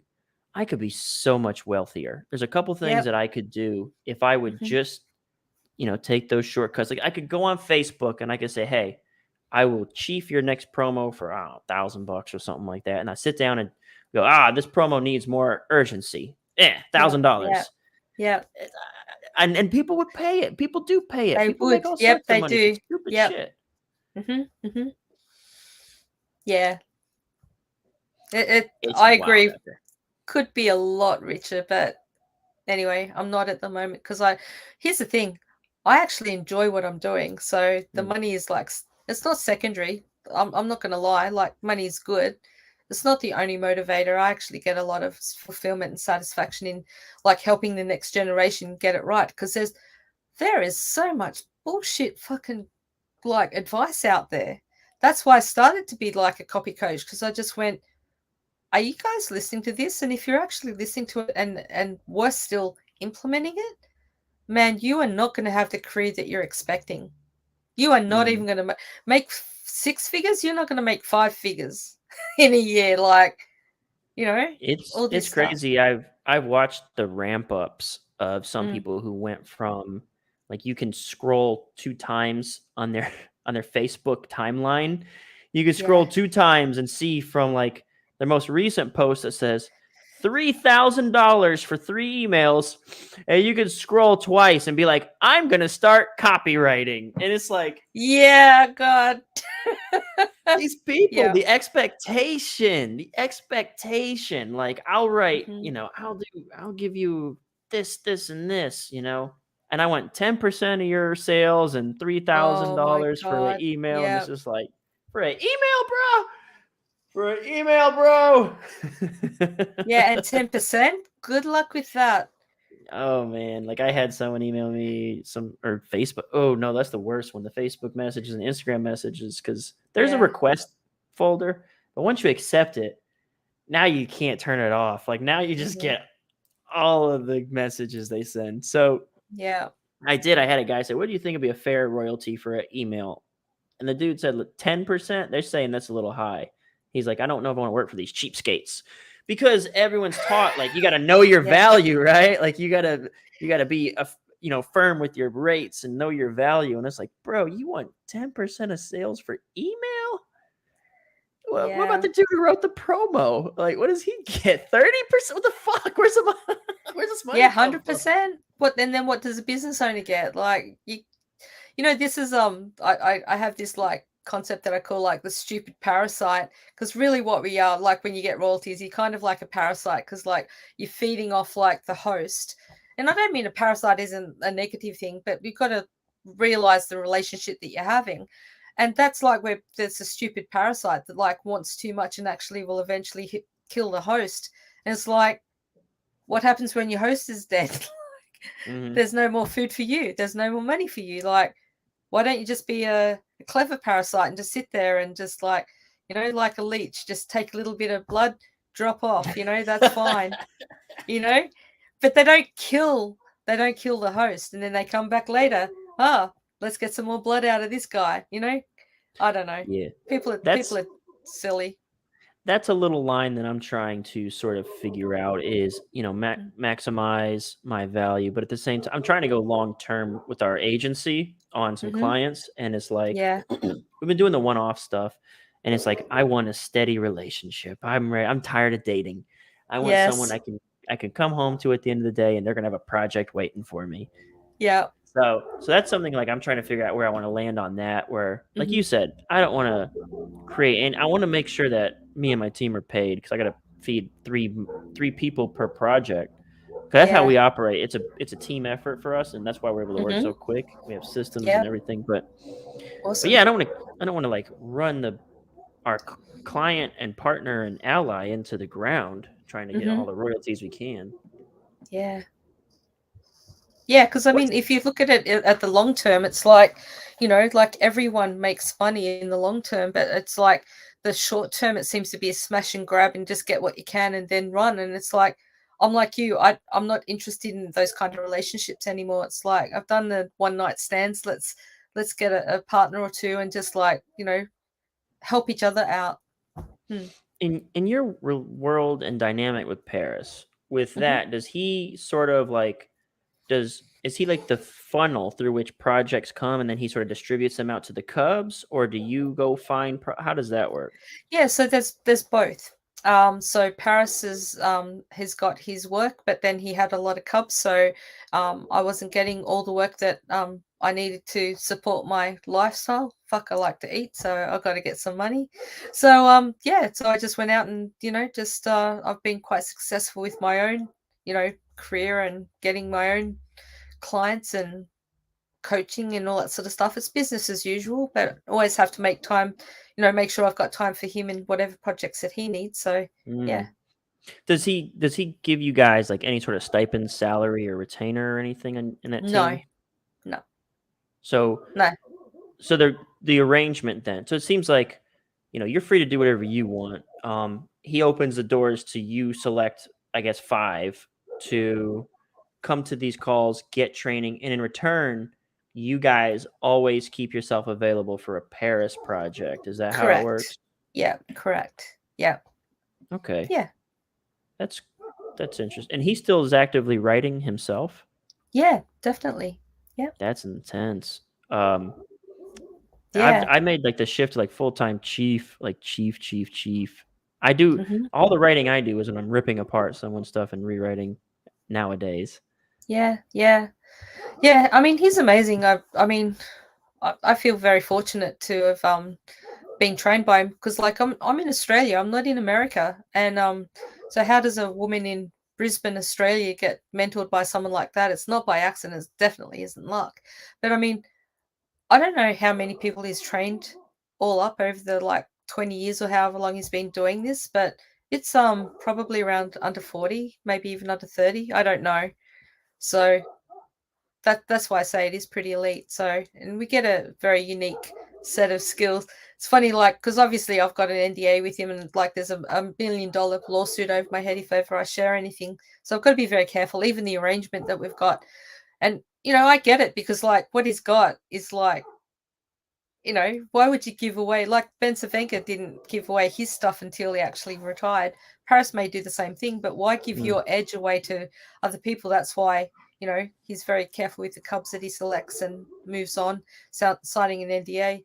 But it's funny because like so many people are out there, like all these young dudes are out there. I just invented fire. No one else is talking about this, and I'm going, yeah. There's lots of people talking about that. Just we can't talk about it like you can, but just know you didn't invent fire. We've been using it's like we invented fire. They got like a little matchstick and we come through with a flamethrower. Go, did you really? So it's So funny funny. it's funny you say that, and I'm kind of interested in this too, like the idea of the NDA. I think that's interesting. Mm-hmm. Like I think it's interesting that I'm really more almost fascinated with the dynamic because as a copy chief, like my exposure is am I going to pour time into someone for a year and a half and then just have them go work somewhere else? Like, that's my biggest exposure, is that I could pour years. Like, I want to know how I can mitigate that to the best possible. The other thing, though, the NDA, because I have worked with so many people now, I've probably worked with, I mean, like hired and paid probably 20 writers. And then the people I've worked with, like through the inner circle and copy squad stuff, higher and higher. But what I've noticed is, especially the green copywriters, the newbies, I can literally give them the keys to the kingdom, the keys of the castle, or whatever we'll call it, and they'll still fuck it up. Like, so I've found this sort of resilience in sharing my secrets, in that I've worked with some dudes for months and they still get it wrong. So it's like, what is some guy who watches my stuff on YouTube really gonna do? Is he really gonna, like, there'll be some dynamos out there who are gonna be like really gifted, but they're probably not watching my YouTube. So I'm taking a bit of a calculated risk in just basically like, here's how we do everything at the Copy Squad. Have at it. Yeah, so Parris doesn't do that. As I said, you know, there's people who've been copy chiefed by him, you know, like at Soundview or wherever he's been working. And then they walk around crying that, oh, I've been trained by Parris. It's like, no, you haven't. You have not. When you've been trained by Parris, you are a cub. You sign an NDA, and you also sign a contract that you're going to be with him for a certain amount of time. And but you've got to think, like, why he's doing that. He's very strategic. He doesn't want his copy stuff to become a commodity at all. And that's what happens. The more people you train, the more your copy stuff becomes a commodity. But I love what you say, and you're 100% correct, that just because someone has and it goes back to being in the field, they can have all the knowledge in the world, but until they're actually implementing and putting that and using that out in the field, they've got nothing. They have nothing at all. That's so intense. Yeah, it's I really like that model, though, that Parris has, because in a lot of ways, I mean, like, it's kind of exactly what I'd like to have. You know, it's like, I want to have a team of elite copywriters who, and I like the idea that you can still sort of go about your own way. And the thing about my arrangement is, if I'm paying you a salary, you're with me. Like, we're not having this freelance bullshit, none of that. Like, otherwise, like, why am I paying you a salary to keep you? If the salary is supposed to basically keep you fed, no matter what happens. Like, if there's tons of work, if there's no work, you still have the salary. Yeah, exactly. Yeah. So if I could get rid of the salary and say, hey man, live your life, but I always come first, I like that arrangement even more. Time priority. And that's what I say to other copywriters. Like, they say, oh, should I take this full-time gig? I go, well, it depends. Like, do you want to be a freelancer or an employee? If you want to be a freelancer, you can't have someone that is like, gets you full time. And, you know, like, you see the job posts all the time. Want a copywriter full time on a retainer? It's like, well, are you going to like treat them as an employee and pay all their freaking benefits and all that sort of shit, or are you going to actually like get them to pay all that sort of stuff? Must be a member of this mastermind. Must be a member of this mastermind. I'm going to pay you like $40,000 a year, and it's like, well, each of those masterminds are $30,000 a year collectively. So what, you're expecting this person to like be full-time for you, and you're only paying them like $10,000 wage? Come on. That's ridiculous. So I say to people, like, I wouldn't do that. But what I would do is I'd say, I would do all that. You pay for one of those masterminds. I'll pay for the other, or we'll meet halfway. Because like, if you're full-time, they get full benefit of that mastermind information. They should be paying for your mastermind. But then what I say is, you want to give someone time priority, not 100% of your time. Because the thing that I've got with having that freedom with Parris is that I can go out and write for other people, and then bring things that I've learned from other people and writing from other industries and other niches into what he does. And so I can pitch a different idea that I heard elsewhere, and I go, I think that this could work in health. And it's like, actually, that's good. So, I mean, I did an analogy to I wrote an email to my list a long time ago, and I said, it's like sometimes business owners want to they find this most amazing like copywriter out in the wild. Their copy is amazing. They've got all this shit happening, and then they bring him in. They put him in a cage. And what happens when people are stuck in a cage? They start to fatigue. They're not out there like doing that muscle memory. They're kind of like into the routine of everything, and they lose their skills. And then all of a sudden the business owner goes, oh, you're not who I thought you were. No, because they're fatiguing. They're like everything is like all the shine is being bumped off them because you've got them locked up. So that's why I say if you can let copywriters have a little bit of freedom, have time priority if you want them. You can't have them exclusively, and nor would you want to. Have them out there sowing their wild oats with other people, but bring them back, have the time priority, and then they bring what they've learned from other people to you, and they're always being kept nice and fresh. I think That's another model to think about. I think that's a really interesting analogy, or at least like what you're saying, sort of like it sort of lines up with like a lot of other areas of life about being in a cage and fatiguing, and um, kind of like almost going there. Like a lot of different things about that are true. Like when I did the whole, like I made myself a lot of money from like 2017 to 2022 to today, basically. But at the cost of basically I was in a cage. I was really good at my copy craft, but the whole social thing that we were sort of discussing, you know, that withered away to nothing. Like talk about fatigue, like the spark is gone. Another thing you could kind of compare it to is relationships, where you see these folks who have been together forever and the spark is gone or something, right? Um, it's like you're not who I thought you were. It's like, well, no, maybe they are, but like they were at a different place in their life, or they were more exciting back then where they had all this weird freedom and they were out doing their thing and you're out doing your thing, and then like all of a sudden you come together and you don't ever leave each other's side, and it kind of gets like Alex Hormozy. Alex Hormozy, $100 million offers guy. Yeah. I watched one of his YouTube clips, and he mentioned like him and his wife were in business together, and they had to at a point decide to separate, like work at separate places and then also take time apart, because they wanted to keep their marriage, like they didn't want to fall apart from just being beside each other all the time and just being co-workers instead of married people. You got to actively manage that. It's important. Yeah, absolutely.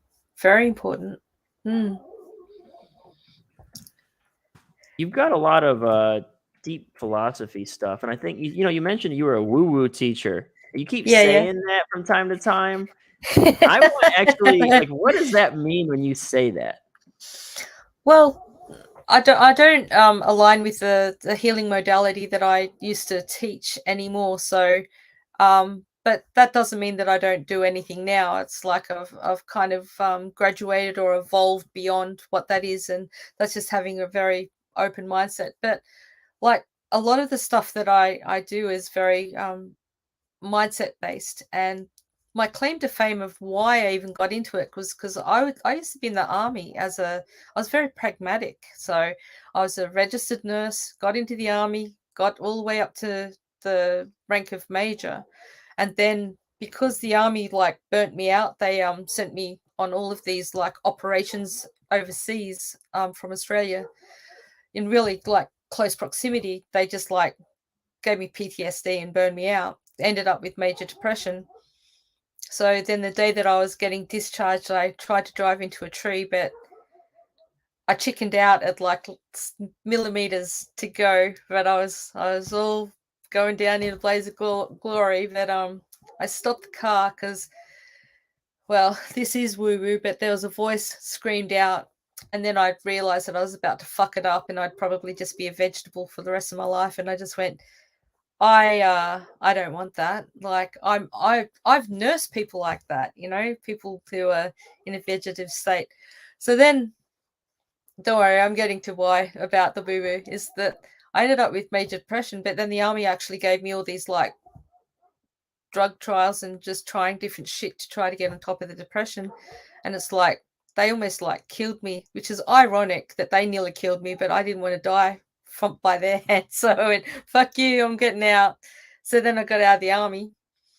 And then it's like, okay, so I can't take medication anymore because they've made me allergic to antidepressants. What the fuck do I do to stay on this planet? I don't want to be here anymore. So how do I re-engage in life? So then I found some healing modalities, like was all very like belief based and getting rid of like toxic mindset. So I dived down the hole of that. Then people noticed a change and they went, holy fuck, like you're not this like zombie anymore. Because like the day I forgot to say, the day I left the army, I couldn't even read or write. Like functionally illiterate is what I call it. But obviously I could read or write because I've got like a bachelor in nursing. I'm not stupid. But I couldn't read or write because the depression had fried my brain. So I just signed my discharge papers with an X. That was it. I couldn't even be fucked trying to remember how to spell my name. So anyway, so then I had to go on this journey of like, how do I want to stay on the planet? Found this modality that changed all the toxic mindset and all these horrible beliefs I had about myself. Then people went, oh my God, can you do that to me? So then I became a practitioner. Then people said, why don't you learn how to teach this? You'd be a great teacher. I went, all right. So I'm pretty like impressionable. Yeah, tell me to do something. If it doesn't go against my values, I'll usually give it a go. Anyway, so then I became a teacher, had like a 6-figure business that I thought I could like scale up to 7 figures, but I needed to learn copywriting and marketing to get that. So that's got me on the journey. But something happened to that business that just was out of alignment. So I went, no, I'm going to be a copywriter now because people have been asking me to write their copy because they saw my copy and went, who's writing your copy, man? That's good. Oh, I am? Really? It's that good? They go, yeah, I'd pay for you to write copy for me. And I go, how much? Like, how much? So then got into it. So, but all the way through my copy career, like, which has been about like just over 10 years now, I've really kept that real, like, you call it spirituality. So do I. But it's got like a metaphysical kind of like a deeper kind of feel to it.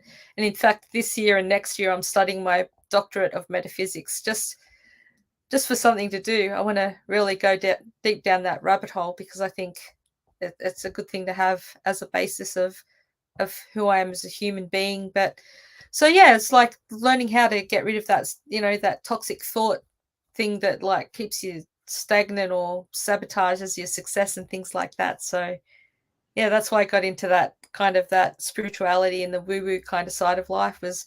That's the thing that got me re-engaged in life again and helped me to want to stay on this planet. So that's intense. So with the okay, first thing. Yeah. You don't subscribe to that or teach it anymore, you say? No, not that particular flavor of spirituality. Like I subscribe to everything else. I have to ask why. It seems like it turned your whole life around. Because the vibe of it changed. It was really great when I was doing it, when I started to do it, but then it started to become very commercial, and it was all not about the person and the outcomes. It was all about the commercialism of let's get them to do another course, let's get them to do another course, and really taking advantage of like the things that I don't like in life is taking advantage of vulnerable people. So I just went, I can no longer be a part of this.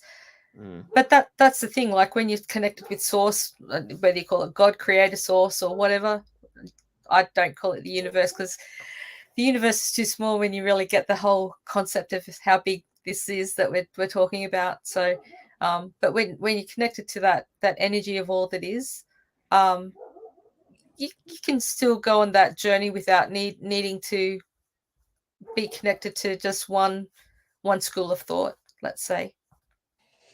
I think that's interesting. I think something else I want to highlight is, well, I mean, you use the words, I don't want to be on this planet anymore, right? I was talking to a friend about this. I can't remember how it came up. I think someone who knew somebody decided they didn't want to be on the planet anymore. Mm-hmm. I think something that's so misunderstood that I don't think people want to. I don't want to get Yeah, no, that's depressed, cool. No, monetize problems, or get suppressed. Like if we go too yeah, deep yeah, on this, but like yeah, I don't think people want to die. I don't think anybody yeah. wants to go through that experience. I think what they want is they want to break a cycle that they feel like is endless. It's Mm, not that they want to do like someone's like, oh, what a selfish thing or something like that. I feel like I hear that conversation a lot, and it's like it comes back to that sort of like talking from like you're talking from a space here, where you've kind of already got all you're good, you're mm-hmm. chilling, but you call it toxic thoughts. There's like an endless loop playing, whether Mm-hmm. you're awake or asleep or you're walking or you're eating or you're exercising, and it's just there.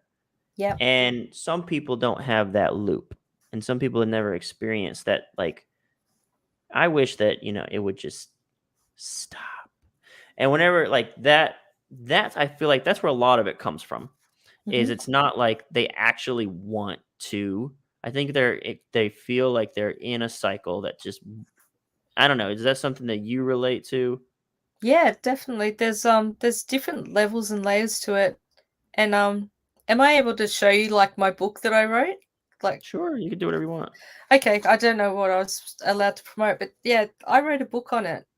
This is my book on my journey through depression. Is Actually, it on technically, Amazon? Can I plug it yeah, on the yeah, description? yeah, definitely. It's on Amazon. It says a Kindle book, and it's funny. I've got like illustrations that I did that when I was depressed, I drew these pictures all the time because I couldn't read or write and I couldn't speak. I didn't want to speak. I just lost all communication, and so I drew these little pictures of like how I was feeling. So I put those in the book. But yeah, I actually I just actually talk about like some of the stuff, and it's like the selflessness in the selfishness, which is obviously about that word where you actually take action. But Mhm. why I got to that point, and when I actually shared why I got to that point of like wanting to exit, then people understood it and they went, "Oh, holy shit!" Like I didn't realize because I didn't want to like that word that you Mhm. spelled out before. I just wanted it to stop. And so how can I make this torture and this turbulence stop? Well, there's only one way to do that that I know of. So that was the Mhm. action I was ready to take. So yeah, it's kind of it. But you know what? It's funny. Not funny, but it's there is a taboo around it. But there's so many copywriters, marketers, and just people out there that are in the darkness and do feel like they're alone because we have such an isolated, lonely existence. So it's like maybe we do need to have that conversation every now and then. And that's although I've got to tell you, Kyle, writing that book was freaking painful. Mm. I had to write it. I just had to write it so that people understood it. Although it's not all like serious. It's like I've got like a chapter called No Shit Sherlock. Um uh how what did I say? X-rated conversations with God. And it's like look, I'm not proud of myself, but I called God the C word and it wasn't creator because like I'm Australian after all. You know, the C Right, word right. the C I word get it. happens. And then I said you know, recovering after a messy discharge. That's my favorite chapter.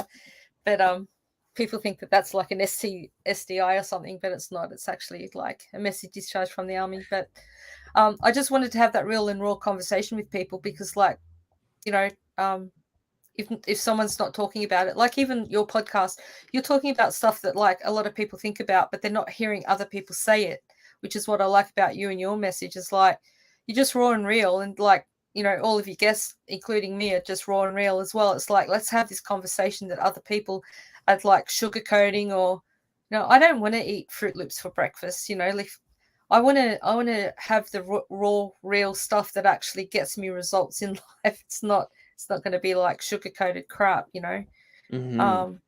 Now, is So this yeah. this this part of you like Hmm. it's in you? It's it's touched on in your bio. Like it Mm-hmm. says, Pauline had to recreate herself after depression derailed her promising military career. Mm, On her discharge day, her brain was so fried she couldn't read or write. Okay.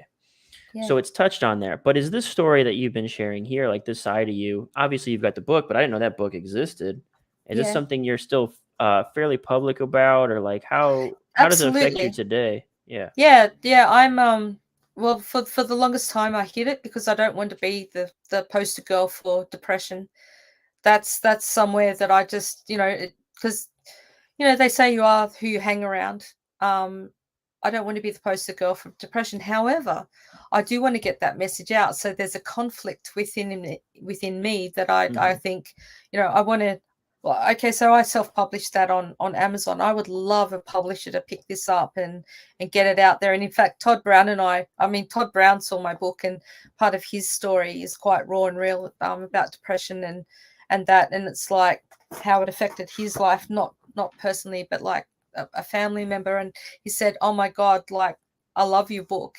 Rich Sheffrin's read it, but then I kind of ran away from other people that said they'd help me get it out there. So 2023 Hmm. is the year that I want to get it out there into a publisher's hand and make it like mainstream, because um, it's important. It's a message that people need to hear now, and especially copywriters as well, because as I said, we work in isolation. We're in this little bubble of like, oh my God, I'm the only one who's going through this. No, you're not. You're not the only one going through anything. We've all done it. Like we've got the Hmm. battle scars, and we're so freaking jaded because of it. That kind of thing. So, yeah, Yeah.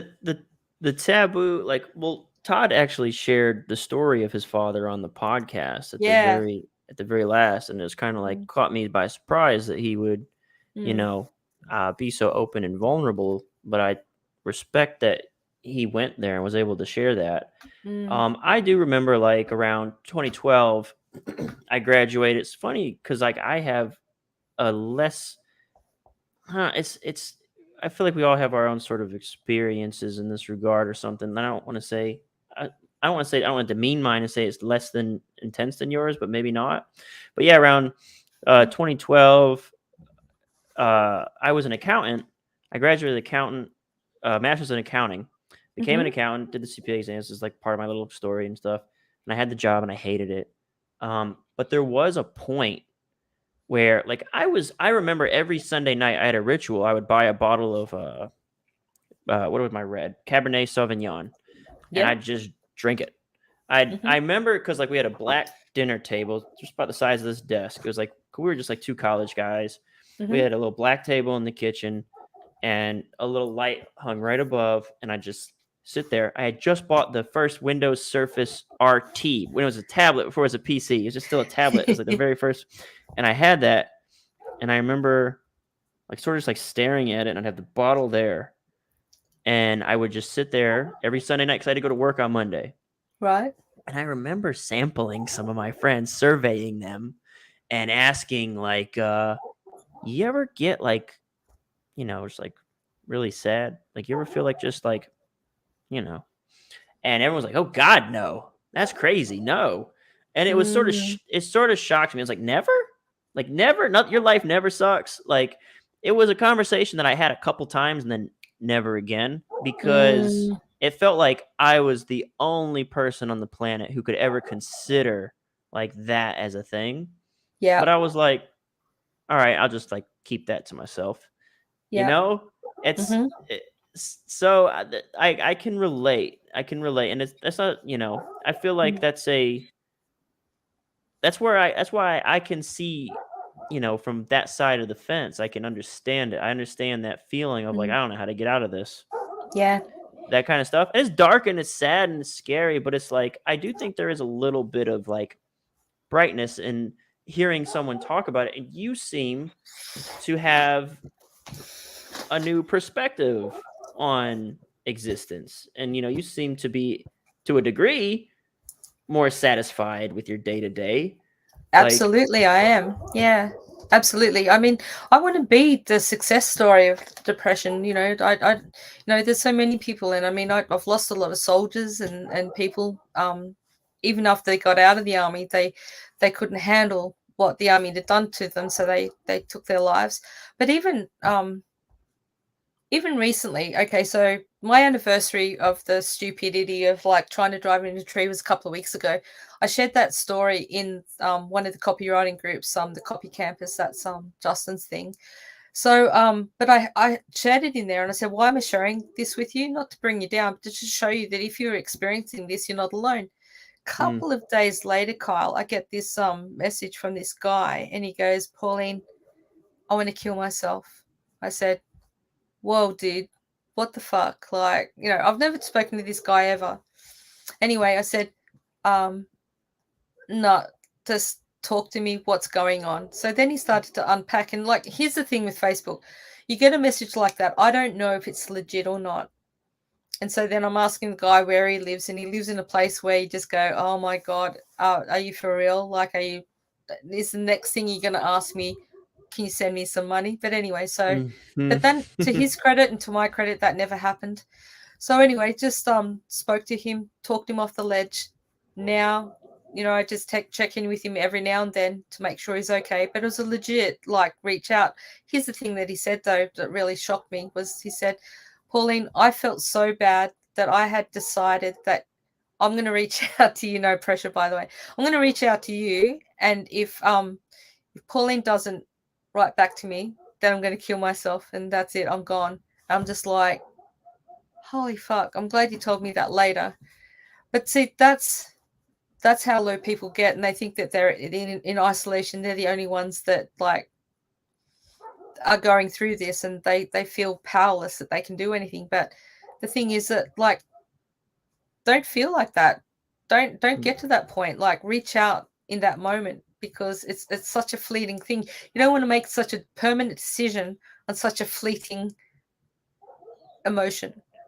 I think the reason I agree with you. I don't know if I'm just personally biased, but I think there's a reason that maybe this sort of depression, or it's this combination of introversion, living inside of your head, which is a really scary place. One of my favorite books on that is Don't Believe Everything That You Think. I really love that book. I've been plugging that book a lot. Have you seen that one? No, check it out. It sounds good, though. I Yeah. think it's a fairly new release, and a lot of it, if you're a veteran around like meditation, you'll already know a lot of this stuff. But it's like our thinking is the source of our suffering, and thoughts are from the divine, but thinking is suffering. Thoughts are divine, but thinking is suffering. So it's really because I was familiar with this topic, and it's a very short book, but punchy, lots of good stuff. I really am a big fan of it. But I think, again, it kind of comes to the territory of being a creative, living inside your head, living in a bit of isolation. Also, I think there's a personality disposition to a proclivity for being disagreeable or thinking outside of the box to a degree that also comes like a hint of antisocial behavior.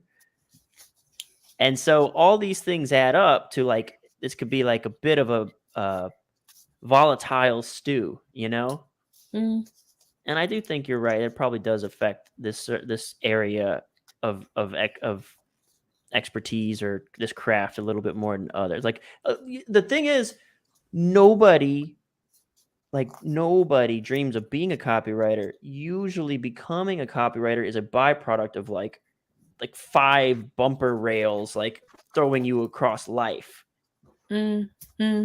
The funny thing that you say that, though, is like about the creatives, is that I haven't had depression since I've been a creative, and I haven't had to take medication for it.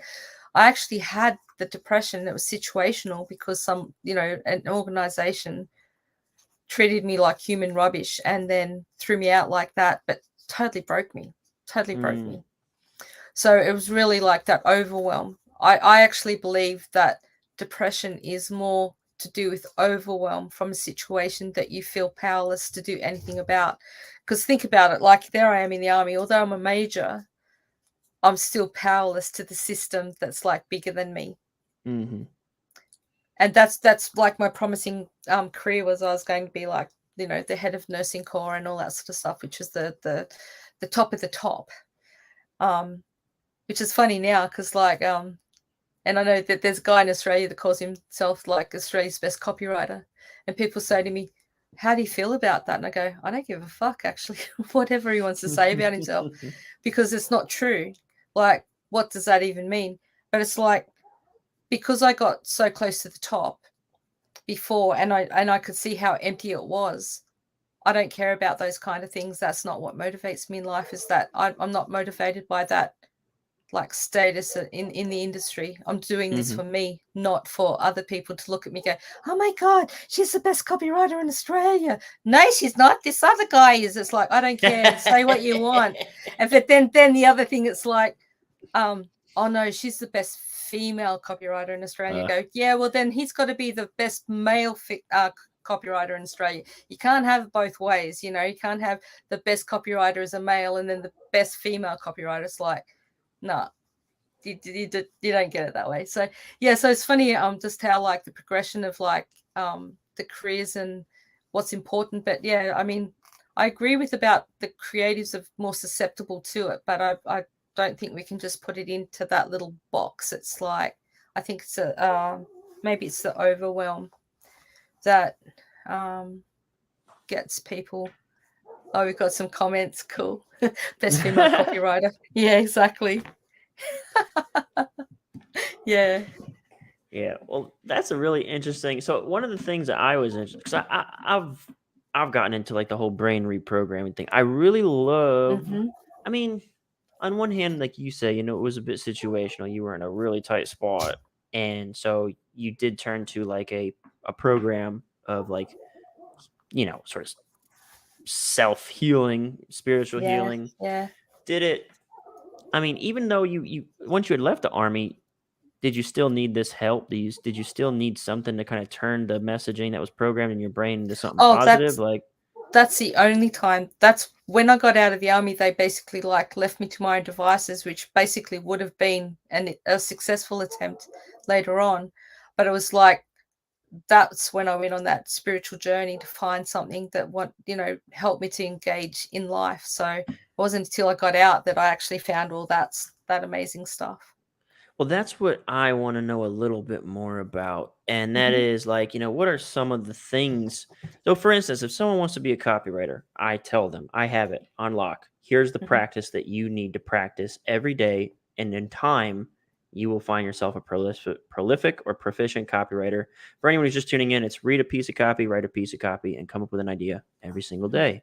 So if you have, you know, let's say part of our audience does sort of struggle. They do feel isolated. They do feel like, and also, like, copywriting is also a lonely journey, because it's not only is it a sort of isolated thing. Again, I feel like the path that people take to get to it is a path of, like, a winding road of, like, I've found all the things I hate in life, and this is what I'm going after, and I have no idea if it's going to work. So that's also a bit depressing, right? There's a lot of stress, overwhelmed in there. Yeah. So what, you know, if you could summarize the thing that, you know, helps you sort of get yourself in a better place into a daily or weekly practice, what would that look like? Yeah, definitely. I've got some good advice for that. So, okay, so from a spiritual and just from a word magic kind of perspective, the words I am are the most powerful words that you can say. But what makes them even more powerful is what you say after them. So what I say is, whatever you say after I am, you own. So if you say I am depressed, guess what? Bang, you just won that. It's like you've got this great big genie behind you saying, your wish is my command. I am depressed, you're depressed. I am poor, I am struggling, I am whatever. So I started to, like, because I learned NLP in this other modality, which is kind of NLP on speed. And then it was like, okay, so stop saying I am, as into the negative. And then I would say, I'm in the process of healing. I am. And by the way, the opposite of I am depressed is not I am happy. They are not on the same spectrum. Yeah. So that's just something everyone goes, well, why can't you just be happy? It's like, I don't know. It doesn't feel, but then I research it more, and it's like the opposite of depression isn't happy. But anyway, so start to say the words I am to positive things that you want. I am becoming successful. If you can't say that I am a successful copywriter, say I'm in the process of becoming a successful copywriter or something like that. Get rid of the word should out of your vocabulary. Like, I should be able to do this, or I should be happy, or I should be feeling better by now. Take the word should out, because that's like a self-judgment. And also, don't own things that you don't want to keep, like even say the thing that I said about depression, and this is true of everything. Like, if you don't want to own something, don't call it yours. Like, my psychologist, my psychiatrist, my depression, my antidepressants. I got rid of that as an ownership thing. I just went the psychiatrist, the psychologist, the antidepressants, the depression. Keep it at an arm's distance away from you, and you stop owning it, because you can't get away or move away from what you are like holding on to. So they're probably the biggest mindset tweaks. And you know what? We're going to fall into that whole category that we were talking to about before, Kyle, is the advice sounds too simple. It's like, yeah, but what else can I do? It's like, just freaking do that. Just do that. And also the other thing, who you hang around. You go to a doctor's surgery, like you go to the psychiatrist and they're sitting there with other depressed people. You go wherever you go, you're there with other depressed people. It's like, get away from depressed people. Get away from the trigger that is making you depressed. Me being discharged from the army was the worst thing ever. But you know what? It was the best thing, because then that was my trigger for the depression. So I got out of the army, got away from the people and what was causing the depression, and then I could heal.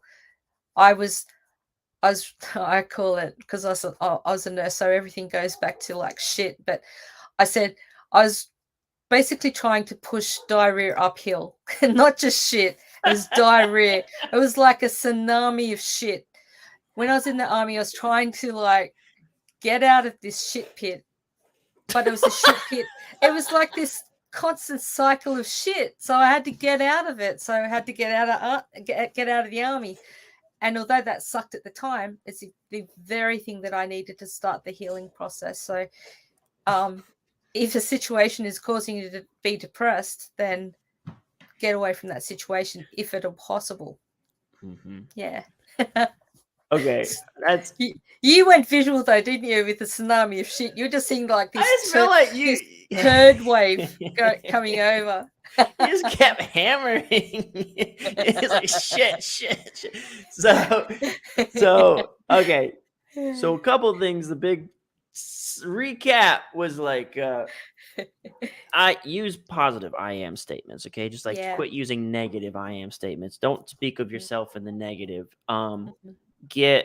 You mentioned one other thing, and you also mentioned like your environment and your influences. What was the other thing? There was at least one other thing in there. Oh yeah, stop saying the word should. It's a judgment. Yeah. And I'm gonna say, what else? All right. So I am, should, and the environment. So I really like the environment thing. I mean, and for folks who are like, so this is the contentious thing about old Cobra Fate. He got kicked off of all the social medias and stuff for basically saying depression isn't real. And so what he likes to do is, and he has this 5-hour interview he did with Valuetainment, Patrick Bet-David. And in there, he gives away the game. He says, what I like to do is just take things that are true and then just say them in ways that provoke people, which I was like, haha, I knew it. You are just doing this as a marketer. I knew it. I was waiting for something. Like he finally said, I've never said this out loud on camera, but here's what I do. I say things that are just true, and then I say them in ways that are very provoking. So he says, depression isn't real, which is like a gasp. Like, no. Like, but what he's trying to say is and again, I'm making conjecture based on the facts that I have. What he's trying to say, and he has said it in some words, is that when you do the things that you're saying, when you say I am depressed, and you are automatically, you've already lost there. You know, he's saying things that are helpful and applicable, but then he turns them for marketing purposes into something very provocative. He's admitted this. So the other thing about the environment, there was the study, if you've read Atomic Habits, there's a huge emphasis on environment and atomic habits. And the study he cites in there is about the heroin addicts from Vietnam, that whenever they left Vietnam, heroin, this most inescapable addictive drug, they just quit cold. Like they're like, I don't want heroin today. But it had Yeah, to it's do with amazing. like, yeah. And in Breaking the Habit of Being Yourself is a book that I just finished recently by Joe Dispenza. It seems like up your alley. Have you read that? Yeah, no, I haven't read his, but I know his work very well. Yeah. That book is about the idea of your body has become the possessor of your mind. And what he Yeah. means by that is there are chemical sort of addictions in your body that you want to be. If you've been sad for 5 years, to not be is to step into the unknown. It violates homeostasis, basically. Yeah. Right? And we're talking at a biological level, your body. So then the body becomes the mind, because the body's like, hey, we need to get that cortisol. We need to get that bad stuff in here. Yeah. Like we haven't had any of that in a while. And then all of a sudden your body sends thoughts to the mind and says, here, think of some sad shit so I can get some of that hit of that hormone or pheromone or whatever the fuck they're called or whatever. So that chemical. So again, like I like the stuff that you're saying, because sometimes, some of my friends will even say like they'll say either I'm depressed or I have like I've heard some crazy shit, like grown men have ADHD now, and like grown men are now they have an eating disorder or something. It's like and seeing 2 psychologists or psychiatrists or whatever, 2, and I'm like, but have you ever tried to like meditate for 10 minutes? Like, have you ever tried to like get in the field? That's what meditation is. It's the field for the brain. That's the game of the brain.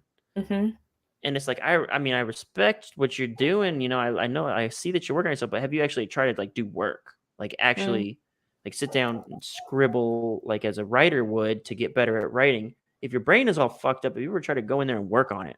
Like apparently you've had 15 psychiatrists just talking about it is not helping you.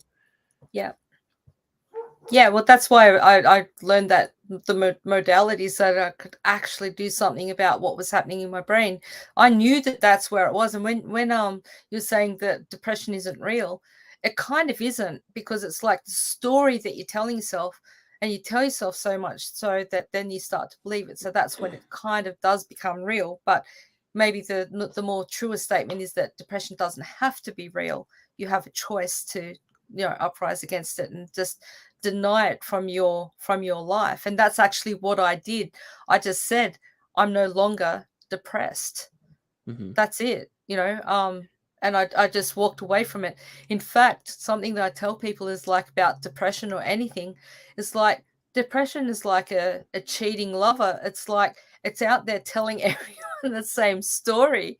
It's like if you are in a relationship with a dude and he's going, you're really special, you're the only one for me, and then saying that to all these other people, it's like you wouldn't want to have a relationship with it. So why are you believing what depression is telling you, that you're not special, you're not this, you're not that, you're just a waste of space, you should not be here, just let's do something about it? It's like gaslighting you. So tell it to fuck off and get on with your life.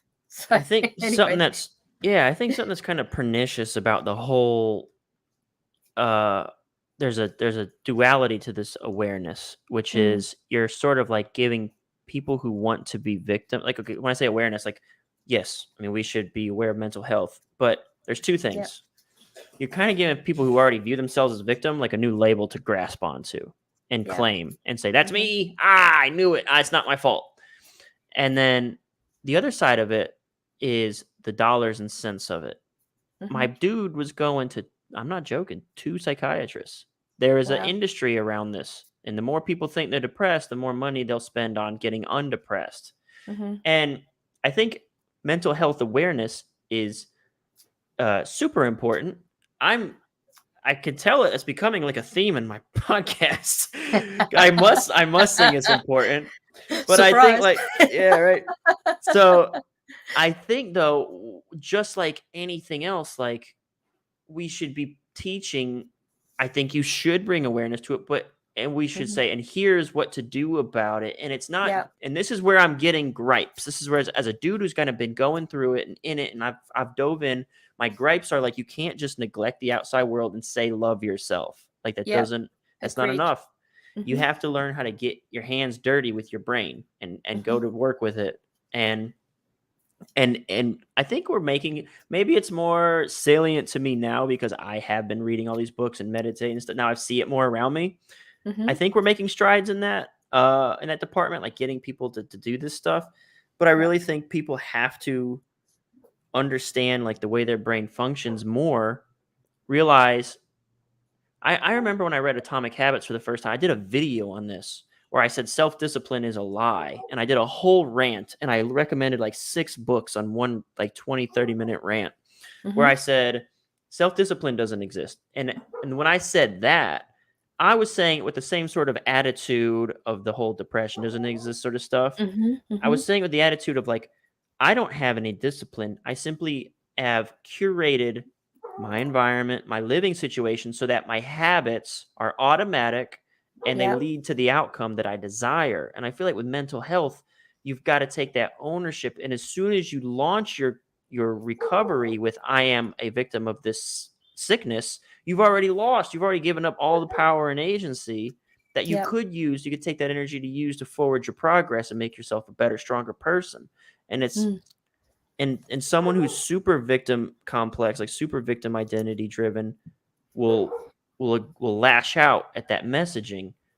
Because I've seen it with people in their careers. I've seen it in Mhm. people with their families. Like, I hate my in-laws, and it's like, well, have you considered not going to their house every Sunday? He's like, I Yeah. can't do that. My wife would get mad, and it's like, no, you can. You're a grown up.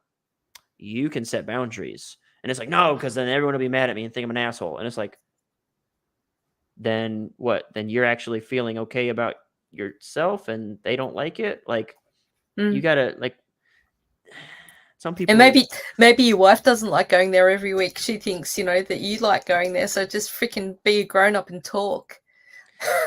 Oh yeah, yeah. But yeah, man, it's crazy. It's crazy. Yeah. Like, Yeah. But well, something you just said there that is another thing that I rejected depression using was labels are for clothes, not people. I refuse to be labeled as something mhm. that, well, just anything anyway. Like we're talking about, like Australia's best female copywriter. Fucking, I don't care that for that label. That's just a label, like whatever. So yeah, with depression, it was like it's a label you're trying to put on me. It's like no, just that ADHD. Like I know that I've got ADHD tendencies, but I'm not going to get diagnosed because again, it's another label. It's like what do you do? What's it going to do for me? Like I understand the characteristics and the traits and things that I'm doing, but I don't need to own it. So then when I'm not owning it, then I'm able to make different choices to use it as a superpower, but not let the superpower overtake me. Which is when you say I am depressed or I am, or I have ADHD or whatever the label is that you're accepting, then that's the filter you see your life through. I want to see life through an amazing, you know, Technicolor filter, not just one little lens that's quite restricted. I like so something that you said there. You touched on one little thing that I don't remember the exact wording you used, but it triggered like this thing in my head about like Mhm. you've got to like you. There's a bunch of ways to express this. Like in order to walk through Mhm. one door, you've got to let go of the handle of another door. Like you have to Correct. Yeah. you have Love it. to you said something Mm. like, I can't, if I stop labeling myself, then I can go do this. Like Yeah. one of the things that I'm starting to recognize, maybe this will be one of my third, I still haven't, the coveted spot for my third life paradigm. Needy guys finish last, life is struggle. So life is struggle is sort of like the call to say, you're not necessarily supposed to find this weird euphoric Mm. happiness. Mhm. Like you're supposed to Yeah. actually go through life and life is challenging. Yeah. So the third one might be something along the lines of life, how do I put it? Sort of like a zero sum game for your energy, which was like, in order for me to start making friends at the gym, I had to give up like a big thing that was like a personal identity point of pride, which was that I listen to audiobooks while I work out. I've listened now to hundreds of books, and I'm so well read, and I'm so proud of that because I can be productive times two. I'm feeding my brain and my muscles at the same time, right? Perfect. Yep. But then I recognized I don't have a social life. So I had to give up like the relationship I had with the authors and the audiobooks and my relationship with like just feeding my brain information. I had to give that relationship up in order to form relationships in the field, which is what I call real life. Because Yeah. watching YouTube videos, listening to courses, listening to audiobooks, this is not real life. This is not in the field. And so the idea of when you said something like, if I let go of that label, then I can go do. I had to let go of this fake thing, and it was so insidious because in my brain, I had convinced. I mean, I think it's healthy and good, but I was like, I'm doing something positive for myself. I'm teaching myself and learning myself and making myself better. I listen to audiobooks. Why wouldn't I want to do that? But it was like it's a zero-sum game. You get 24 hours in a day. And I had to let go of that in order to do something what I thought was better or would serve me better now. So I thought that was really interesting what you said about letting go of that label. It really resonated with me on a completely different but somewhat related topic. Yeah, well, I mean, it's all life, isn't it? Whether you're doing it like here or doing it somewhere else, it has a ripple effect to all parts of your life. So that's what I love about it. It's universally applicable to everything. That's why they're life paradigms. They work for everything. Yeah, Like I love it. the neediness thing is a big one because you don't want to be someone's copy mentor when they're needy, or you don't want to be their boyfriend or girlfriend when they're needy. You don't want to do like neediness finishes last. Yeah. All right, so we talked about Jason Capital, which was funny. I had a note about this. I'm looking back through my old notes. We came from Jason Capital through Woo Woo Teacher through to my everything. God. Oh man, yeah. You mentioned like the universe and woo, like all types of deep shit. Something I did notice too. You said something a long time ago. I took a note about living in your bubble and stuff. Yeah. When I noticed I lived in a bubble and I thought the whole world lived in it was, and this could be like part of that influence thing. Like you could use this too for the same lesson I just gave about giving up the audio books at the gym. I was talking to a guy at the gym, and I brought up Andrew Tate, and he didn't know who he was. I said, I could tell a better story. The story was like something, something, something Andrew Tate. And he goes, who's Andrew Tate? Yeah, and I was like, Mm. I was like, what do you mean? And then I recognized this dude doesn't live on YouTube, not the same way that I do. Like he lives in the field. And that kind of was like one of those sort of eye-opening moments when I changed one thing about my routine. The world that sort of opened. So the thing that I changed is I'm not going to wear headphones and listen to audiobooks. And now instead I'm going to replace that activity, that action, with waving to people at the gym and see if they wave back or say hello back. Yep. And through that, I completely had this weird divergent multiverse course where my whole life split. Yep. And now I'm meeting a person who's never even heard of this guy that like absolutely populates my entire YouTube existence, Yeah, exactly. It's amazing because like years ago I went to Tides of Direct Response back in 2014. It was my first real like big copywriting marketing event. And anyway, staying at my friend Laurie Morgan's house in LA. And so when I got back to Australia, people went, "Oh my God, you're in LA. Did you see anyone famous?" I went, "See anyone famous? I was freaking staying at someone famous's house." Like in the industry, like Laurie is like a big deal, especially like back then. She's kind of hidden away a bit at the moment, but she was big. And then I went to Tides of Direct Response. I saw Dan Kennedy, Gary Bencivenga, freaking name it, they're all there.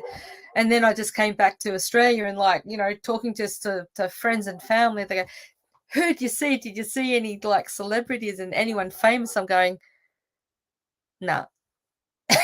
Because I knew whatever name I said in the industry, like who was like my heroes and all of these kind of people, they just wouldn't have understood.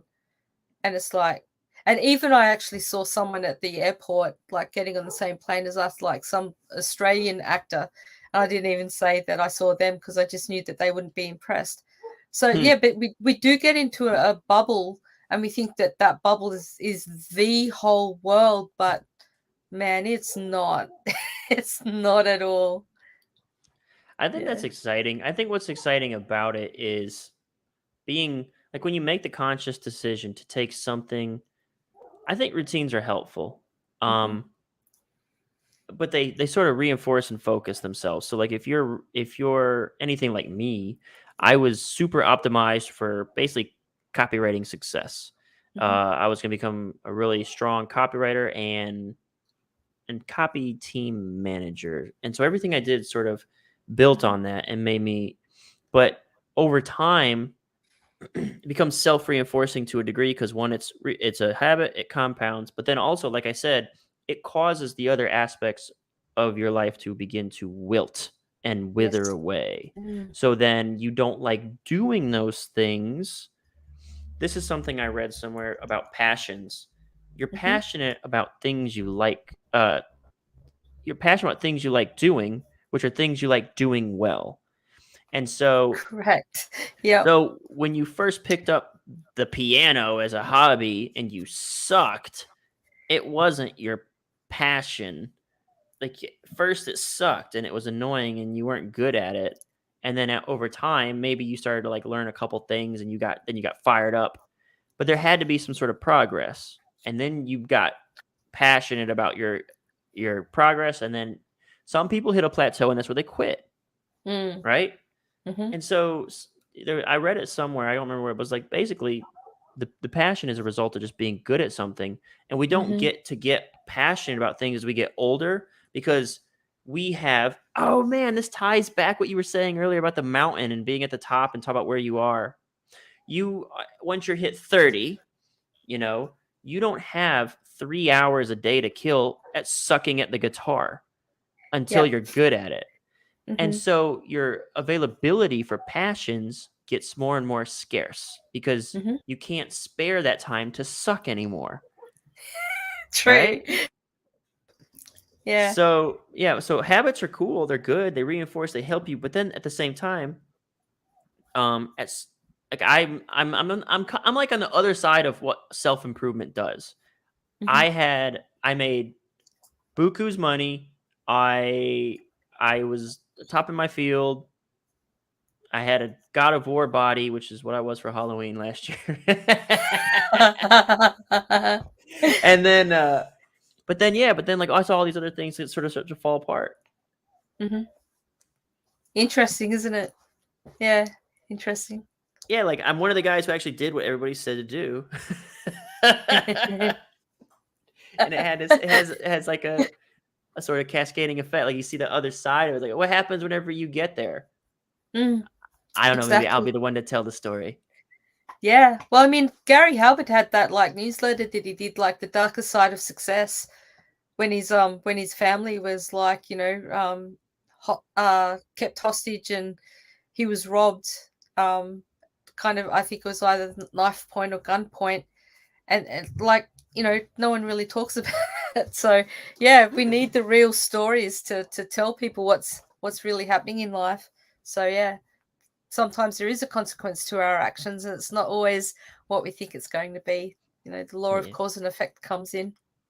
Yeah, Mm, I didn't get held cool. up at knife point. I just had like shitty social skills, but it's Yeah. very very dastardly consequences. But yeah, so Yeah. even this podcast, like that's something that like everything is an exchange. It's a choice. Like doing this podcast means I have already seen it. I've seen it like I was like, "Oh shit, when was the last time I put out a YouTube video for my other channel?" You know, like everything you do is taking away from something else.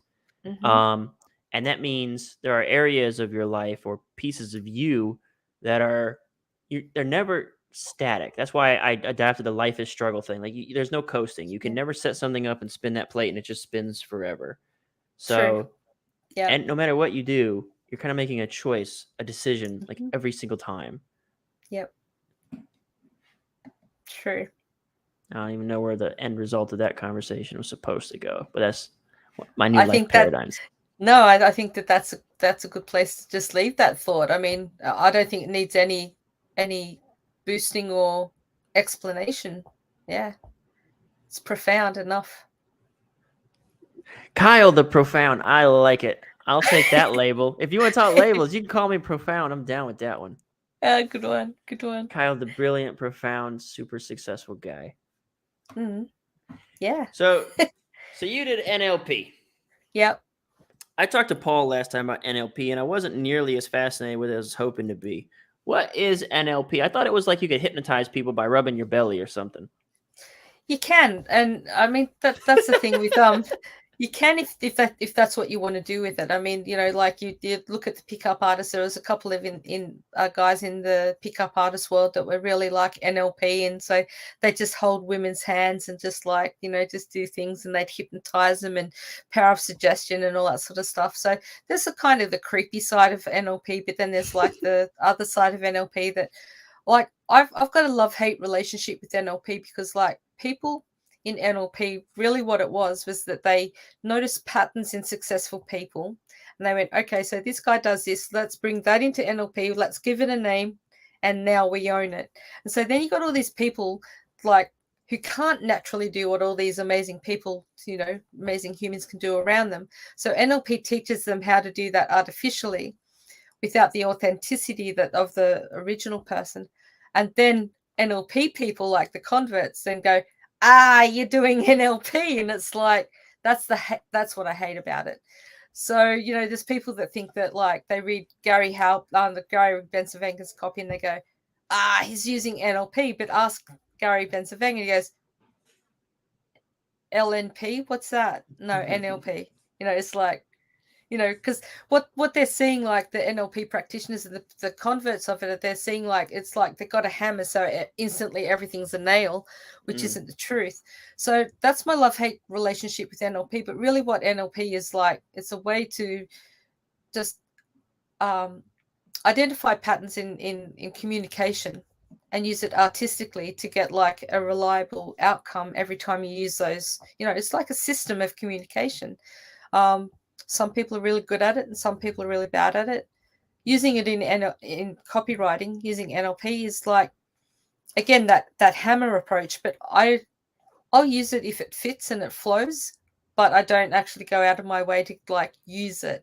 But then again, some of the stuff that is in NLP is stuff that I was able to do naturally anyway. Like when I was in the army, I was an officer.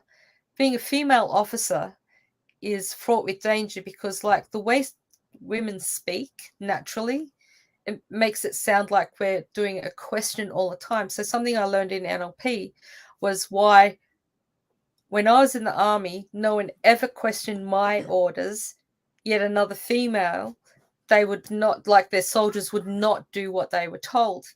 And then it wasn't until I went to NLP, it was all explained, is that like, if you say at the end of your sentence, like, does this make sense? You go inflection up at the end of the sentence, that's a question. If you just go, does that make sense? Keep it like level, that's a statement. Does that make sense? You go down at the end, that's a command. So it's the same statement, same words, you write them on a page or whatever, but it's the way that the person says it. And this is great for like, like VSLs to get that voice inflection instead of it sound like does that make sense? Sounds weak, but then it's like, does that make sense? Drop it down at the end. It's like, it's a command. You get that authority into your spokesperson. So see, that's where NLP comes into it. See, but that was something that I was doing in the army naturally as an officer and as a major. No one ever questioned my authority. You will respect my authority, but but it's like yeah, But it's like I didn't ever have to do that, like, because I had the voice inflection that matched what my role was. But then I people now would say, "Oh, Pauline, you were doing NLP," and it's like, mhm. fuck NLP. I was actually like, no, I did this before I knew what NLP was, you know? I heard that tactic, and I didn't know it was NLP, but like you Mm. said, like it was just a thing that I had heard, and the Yeah. exercise that I got, and it really transformed the way I communicate. Mm-hmm. And I can tell you, it was almost to a detriment. There's a couple things that I have a naturally uh intense disposition, I think, and it doesn't shine through No. probably now on the podcast, but like when you meet me in real life, I'm a lot. Mm-hmm. Um, and a large part of that is sort of the stuff that I learned about like body language, vocal Mm-hmm. tonality, the stuff that you're describing. Yeah. And the exercise that I would do was the pass the salt exercise, where I found myself like being I was needy, people pleasing, and I'd always talk, like, Mm-hmm. what'd you do today? Like I don't even know how to do it anymore. I beat it out of Yeah. myself. It doesn't exist Yeah. anymore inside of Mm-hmm. me. And the exercise was if you were to ask someone at your family dinner table to pass the salt, would you go, "Hey, could you pass the salt?" You would Mm-hmm. say, "Hey, pass the salt." And Exactly. I got to a point now where everyone I talk and when I ask questions, I say, "Does that make sense?" It's Mm-hmm. it's always like that, and Mm-hmm. there does need to be like a point in time, I think sometimes where you use upward inflection. Yeah. Um, Mm-hmm. and I've definitely gotten that before. I've gotten like I'll meet like my girlfriend's friends, and that's like their feedback. Like he seems nice, I guess, but he just seems very intense. Like he doesn't Mm-hmm. Mm-hmm. because when Yeah. I talk very like as if Yep. I'm giving you a command. Like we're talking about the weather, and Yep. I'm just like it's either flat or downward, flat or downward. Yeah. Yeah. Yeah. Exactly. Yeah. So I mean that knowing that, and I mean I don't often as a female, and I think I am a leader in the industry, whether you want to be or not, when you start to get up higher. But so I'm very careful with the way I speak. But there are times when I'm in environments where I don't want to come across as being a threat or Mm. domineering, which is so I will actually intentionally do that inflection so that I'll raise my voice a little bit, or but Yeah. anyway, you got to just every now and then, but it's by the way, it's just one of my mantras of life is that um compromise is the filthiest C word in the English language, even worse than the four-letter one. In what way? Where is that? See, Americans love the word compromise, but I don't like it as a military person because, like, compromise infers that basically one person had to give up something that they weren't keen to give up in order for the other person to like meet an accord. So if you're the person who gave up something you weren't prepared to give up, then there's a winner and a loser, and you're the loser. So I don't compromise. I will negotiate and will come to a win-win situation, but I won't compromise. Okay. I think it's going over my head though, where that Yeah. is the vocal tonality. You're saying you won't Oh no, this compromise this your this isn't a vocal tonality thing. But what I was saying is like when I give like when I change my tonality in an environment because I want to fit in, or I don't want to offend people, or I don't want to come across as a threat, I do that willingly. It's not something that I'm doing just because I want to be a people pleaser, or I'm, mm. you know, You're doing kissing. it But strategically. correct. That's the one. Very strategic. Very Yeah, strategic. Zeth just put out something kind of reading my mind. He put never Mm. split the difference, which Ah, is yeah. Cool. the Yeah. f- Yeah. Hmm. has the example of a husband and wife compromise about what shoes he'll wear, and that Mm. means he goes out with one black shoe and one brown shoe. That's what Yeah. compromise looks like, and it's Yeah. ugly. Yeah.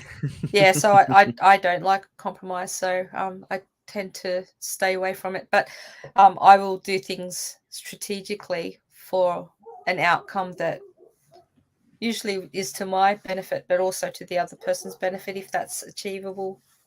Mm. What are there any other sort of like very topical, sort of useful NLP practices like the vocal tonality thing that you described. They're like easy, quick lessons or guidance that could be helpful for someone. Yeah, look, I mean, you could do a whole lesson on NLP, but really, what I see people muck up with NLP is they just try to force it either into their language or, this goes back to the pickup artists. A lot of them were doing kind of NLP, and then they had that moral superiority of like, oh, I'm manipulating you, I can just like, get you into my bed and all that sort of stuff. People who use it in copy as well have that same kind of like, oh, I've got this moral superiority, or you're not seeing the magic that I'm doing to you.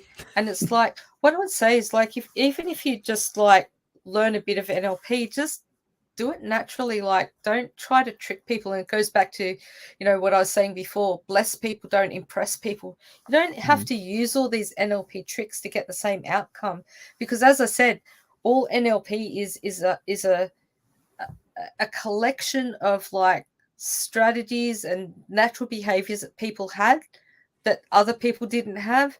They reverse engineered them and go, okay, so this guy does this, so you do this and you do it like this.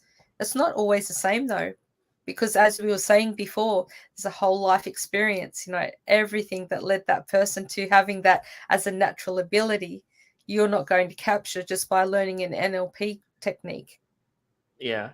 Something's funny. You mentioned that copywriters seem drawn to pickup artists. I should have like a pickup artist on this thing and just see what happens. Yeah, that would be One of awesome. one of the things that whenever I was going through my accounting days and I decided I want to be a writer, I told you I wrote novels. Mm-hmm. And almost as if like a way to purge myself of like these I was also like going through like I was dating a lot then too. So I wrote like my first all my novels were basically like about dating.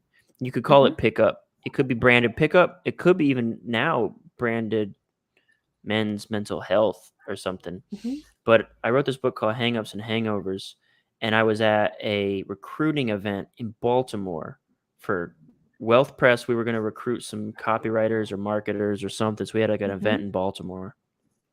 And a girl walked up to me and said, a girl copywriter walked up to me and said, "Are you Kyle Milligan?" or something like that. And I was like, "Yep." And I assumed the next thing was going to say like, "What's up, Copy Squad?" or something like that. And instead she said, like, "Hangups and Hangovers, Kyle Milligan." And I was like, "Did Braddock?" I said, "Did Braddock put you up to this?" And like, I was like, "What are you talking about?"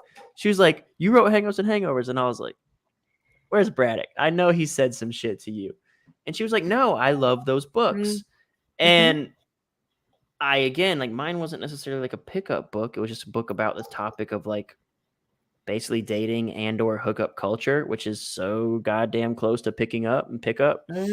But it was, my mind was absolutely blown. And I think that's what it is. Like, I think the copywriting world, man and or woman, like I think the persuasion, conformity, the NLP sort of like manipulative aspect of it appeals to marketers so deeply that she found one of my books that I don't even think was labeled or branded a pickup book and read it. Or maybe she had seen me on YouTube and Googled me and found the book. I don't know. Yeah. Still cool anyway that she found you. I mean, that's that ferocious curiosity, isn't it? Though, like, and that's what successful copywriters have that the mediocre ones just don't, and the ones that drop out, they're not curious enough. I mean, it's so funny. Like for the longest time, like Blair Warren's book, Forbidden Keys, and and it's like the right people knew of that book. It's And such a good book. It's so good. It's fantastic. That actually changed me because not that I've been really like as a nurse, I didn't judge people a lot because like at the surface level you think, oh, this person's this, but then actually like you might think that a patient's a salty old bitch because she's like she flings like shit at you, or she's just really nasty. But then actually like you look at like the whole scenario of like why is she doing that? Because she's disempowered. she's not in her own environment. She's worried that her cat's like not being fed and all this sort of stuff. Like there's a deeper level of stuff that's going on. So when I read Blair's book, I just went like, because what he's saying is like, you're not logically going to be able to understand like people who go into death cults by just thinking that they're stupid or that they were, that they were scammed. I mean, these are legitimately clever people. Like what was said again, like why I went to Jason Capital, what's going on here for them to get the result that they're getting? What am I missing? So that's why, I go and have these experiences. But yeah, Blair's book was really amazing. Like the depth that he went into it just showed me a different way to see the world. And that is to see what's actually there, not what we think is actually there, which is two totally different things. Your shit flinging patient had me think of something. It brought a memory back to me. Yeah. And I can tell you the origin and the lesson. I'll start with the lesson. We went to, oh my God, a bar. No way, not a bar. Oh my God. No, I haven't been out in like 2 or 3 weeks now. So like I don't actually go out all the damn time. It's just that I always have these like key insights in my life while I'm out. All right. But that's when I'm in the field, right? That's when I'm in real life. I'm engaging with other people. Like as a copywriter or a copy chief or marketer or anything, a YouTuber, I'm not often, I'm interacting with my team via Slack. And the only time I really do a lot of like out there in the field, in the world interaction is at the bar. So anyway, we're at the bar and these guys order drinks. And so it's me and like 4 other people. And the dude says something like, what beers do you have? And she like gives the guy a menu or something. And I think like a guy right after that says something like, I wish I could see what beers they have or something like that. And the bartender shoots back, I wish you would look at the fucking menu or something like that. Right? And immediately something went off in my head that was like a knowingness about this woman. And the guy said, oh, the bartender's a bitch. And I was like, nope, you're wrong. And there was something about the way she said it, the way she snapped back, like I recognized it. And what I recognized it in was I was at another bar. A hotel bar. I remember one time I said like hello to this girl or something at a hotel bar. It was like at a big event or something. And she ripped me a new one. Like just absolutely like laid into me about like my approach, really. And she was just like, you're gonna come at me with that weak shit, asking me like if I'm here for such and such kind, blah blah blah blah. Like she like just went off. Like it was like brutal. It was intense. Anyway, after we hooked up, she told me that I love that. I was like the third dude who had walked up and something in like 10 minutes. And she said like all the other dudes are like, hey, my hotel room's over here, like blah blah blah. And like it was like she was like, I was just ready like to just kill you when you walked up. And so there was something in the way the bartender snapped at that dude that I recognized. Right. And so I couldn't at a logical level put all these things together that you said about like, oh, well, maybe she's having this kind of thing or this, but I had a knowingness, a recognition in that sort of demeanor where the guy was like, oh, our bartender's a bitch. And I was like, so here's what I did. So she was being mean to us or whatever. And so I said, hey, can I get a Corona or something? And she said, ID. And I was like, really? And she was like, ID. Because she still got her bitch face on or whatever. So I flipped out the ID. And at peril of my own life, when she reached for it, I did that. And then like she's already been like a complete asshole to us and like been super aggressive. Bear it just a little bit more. Yeah, so I had my ID and she reached for it. I said, and I just like kept pulling it. And when she snapped out of my hand, she fucking cracked a smile. And then it was on. And I knew it. I was like, I know this girl. I know exactly what's happening here. I've been here. So that's like that thing. Like that's the thing that I'm talking about on this channel. I'm in the field, I'm Mm-hmm. garnering experience, and I see the world as it is. Mm-hmm. And someone who's not in the field garnering experiences sees her as a bitch. And I Yeah. say, no, you don't understand. You were not speaking the correct language right now. You don't understand what's happening here. You're not. You're seeing it at the surface level. And that's like with Yeah. copy. I was really, really, really, really, really like super motivated to see like what's happening beneath the words and master that so that I can win that game on that field. Yeah. You just said something that I always talk about, like, okay, so people write the words, then they read the lines, then people read between the lines. But you just said something that you're the only other person that I've heard say apart from me, and that is we read behind the lines. What is going on with the brain, what is happening with their lived experience that is making them say those words. So we're not just seeing the words that come out as the message. It's like, what's the real message behind the message that they're saying? And what you're saying there is like, that woman, she just, that was the fucking 50th time she'd heard that day. Like, oh, what beers do you have? It's like, if I hear that one more time, I'm just gonna like rip someone's head off. And then that was it, she snapped. But you saw, like, instead of seeing the pain of her, it's like, what was the source of the pain? And that is like going down the dimensions into like, that's what makes you an amazing copywriter, is that you actually see the real human condition, not just the surface level shit that everyone's writing to.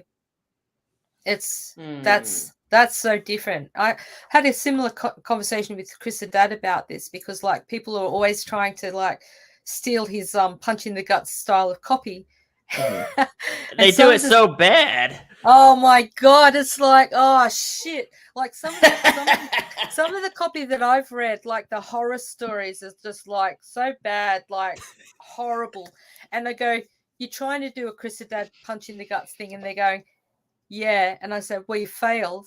And so what I said to Chris one day, I was just talking to him just in general, and I said, you know what the difference is between you and your, you know, the imitation people of you, is that you punch them in the guts, but as you punch them in the guts, you've got your hand on their back going, this is for your own good punch. When people do replicate him, they just punch in the guts and win people, but there's no hand on the back. Like, it's okay, it's for your own good, I'm going to get you out of here, you know, that kind of stuff. One of That's my the difference. favorite, right. One of my favorite expressions of that would come in these long-winded guru stories, which I eviscerate in my group whenever someone brings in like a 4-page guru story, like pay like you go through the you go through your intro, you go through like you bring in the lead, you introduce a problem, and you say, oh, by the way, before we get into that, let me tell you about myself, and then they go into Yeah. like, now if you go into a narrative here, I'm gonna embarrass you, and I'm gonna do it. I'm a little bit brutal with the narratives and the gurus, but one of the things that, like, the point of that, for anyone who wants to know, the point of a guru section is to establish why this person's the authority on the topic of the day, not to tell their whole life journey. So this one dude put a punch in the gut in the guru section. It was like for a dating letter for like some sort of dating program or something, how to get girls or something. And the guru section had this dude, like, you have to go through like their darkest dark before the night kind of moment.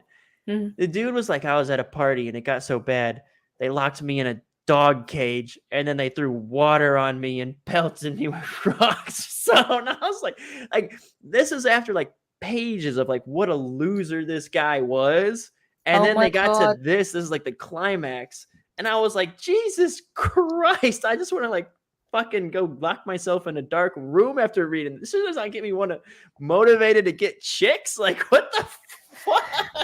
But it's not even someone that you'd like trust as a spokesperson then. Like, you just totally like chop the nuts off your spokesperson. Like, you've made them into a victim. Why would you want to learn anything from that person? Because they wanted to punch me in the gut. So they told like the most terrifying, like horrible story. Oh my God. No. Like, God damn, dude. Yeah. Yeah. Oh, well. Copy's great because when people misinterpret rules and philosophies like that and then try to execute on it, dude, I can have like a belly laugh, like one of those like I can't believe what I'm reading kind of things. Yeah. And it tickles me because I know what you're trying to do, but it's funny because it's off the mark, but it's also funny because like when people write for whatever reason, they're accessing a different part of their brain that's a little bit detached from reality, and it's like, dude, it's like they can't. Whenever you're writing, especially when you're first learning to write, you for some reason cannot perceive how a fresh pair of eyes might interpret some of the shit you write. And so some of this stuff comes across like you didn't mean it to be hilarious, but it's so fucking whack. Like, why would someone write this that it gives me like, that's, I guess, like the joy I get in life. That reminds me something is like copywriters who write to fellow copywriters. Like copywriters who sell to copywriters are way different to the copywriters who sell to consumers. Like you see people like I just mentioned about Chris Haddad, but then you got people who try to rip off like the Ben Settle style of like copy, and then they just think that they can go and write that to clients. It's like, no, that doesn't work for clients because they are not copywriters, and you know there's so many strategies and things that they use, and it's like yeah, that only works because copywriters are quite gullible. And what I wrote an email to my list and I said why copywriters behave like dogs, and people like going, fuck, what? I said, yeah, because like we walk around and we just like sniff like lampposts and fences and all that sort of shit. We're just like walking around sniffing each other's piss all the time. So we read a sales letter and it sucks, but we'll read the whole fucking thing because we want to know who wrote it, what's the scent here, what's the angle, what's going on. I said, but the consumer, you try to put the consumer through that same kind of like fucking brain candy shit that copywriters fall for, and they just go, I haven't got time for this bullshit. Like I've unsubscribed from people's like list because they're just so self-righteous and self-serving that and self-indulgent. Self-indulgent is the word. It's like, oh, I've got all these like copy tricks that I'm using on you right now. It's like, no shit, Sherlock. I can see it. I'm waiting for you to actually teach me something good. But copywriters are going, oh my God, these people are like amazing. I want to write like them. And I'm going, write like them and you're not going to be a good copywriter because they are selling to the most gullible market, naive market in the world. Maybe that's why copywriters love pickup so much, because they're so gullible that if I just say these magic lines, I can have a supermodel girlfriend. And something else, because that's the thing though, like the big niches. So dating has definitely fallen off in my experience. Like in 2000, well, I know it was hot like around 2013 to 15, and I think it fell off. And then I had a couple people writing dating stuff for inside our inner circle, and I've seen it like almost vanish entirely at this point. I mean, me too could have put a big giant nail in the pickup coffin, at least for a while, right? The whole like, it became very sensitive, sort of like, and what is like the affirmative consent kind of stuff. That stuff like very much kills that whole niche. But I feel like there's always, that's what I was gonna say. There's always like the cred piece for every pickup letter or dating program. I don't know how many people want to date strippers, but every guy always is like, I've dated models, strippers, call girls, streetwalkers, like alley smut. Like it's like, what? They always use that as a cred piece in their cred roll every time. Yeah, must be catnip for their audience. It's so funny. Yeah, man. Like I don't know. Like I feel like I always assume that a lot of folks reading this stuff, like, yes, they want to have like the magic bullet to like get any girl they want. But I do think at the end of the day, most of these folks just want love and like a reliable, steady partner. And I don't think they're trying to bring a stripper home to mom. Like, yeah. That's true. So funny. Yeah. So good. Well, we are approaching the 3-hour mark. We got I another know. Holy, minute and 20 holy seconds. moly. I think you did. Like a marathon. I know, but I don't. I would say that, and this isn't even like kissing your ass or blowing smoke. I would say that this is one of the fastest podcasts I've been on, like so Cool. far. Yeah. Like, there were some where I have to be very vigilant about my notepad and Mm-hmm. keep that conversation going. I did use it like once because I just personally invest in this NLP topic because I should just read that book. Did you read the NLP Essential Guide or whatever? No, I did course 100 years ago, so that's where I've learned it from. And I've got a mindset coach now at the moment who's she's like one of the top NLP trainers in the world. So I've kind of got it through that way. But You've got that coach now, or you did have that yeah, one? yeah, I do. Yeah, I How many pay coaches for. do you have? I've got Parris at the moment, and I've got a mindset coach. That's what I want at the moment. I know I'm in Alan Sultanich's fast forward mastermind, so I get access to him. So that's more That's the the big marketing. one, right? That's the really Yeah, big one. yeah, I love it. Because like I know talking about labels before is like I don't want to be stuck as like being called a copy coach or a copywriter or Mhm. whatever, So I'm being very careful in the way that I'm kind of marketing myself and just showing the world who I am, because I don't want them just to think that, oh, she's just a copy coach. Because then like, oh, you're just a copy coach. Like, do you even copy, bro? It's like, whatever, fuck off. So I'm just being careful. But yeah, so I've got a couple of different really solid influences at the moment, which is I'm really, really grateful for. I think that's interesting because you're mentioning labels and stuff, like you don't want to be labeled just this. Mm, My journey like that is a bell curve in that mm-hmm, I was writing those novels which were about like dating and hookup culture and stuff like that, and then I became a copywriter, and I yeah. really wanted I actually delisted all my books and like tried to remove everything from the internet so that I could be Mm-hmm, the copyright. I could have that very strong label where if you looked me up, that's what you yeah. would find, and I'd be known for that. And over time, I think I've sort of plateaued and peaked at what I want to do with.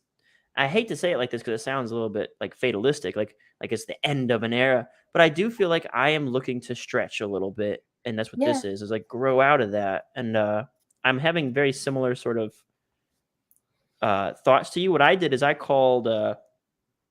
might have made a mistake. I called a bunch of copy chiefs. I called like Mike Palmer up, and I called Todd Skousen up over at Oxford Club. I called a couple Mm-hmm, chiefs and publishers up, and I was like, "Hey, what happens now?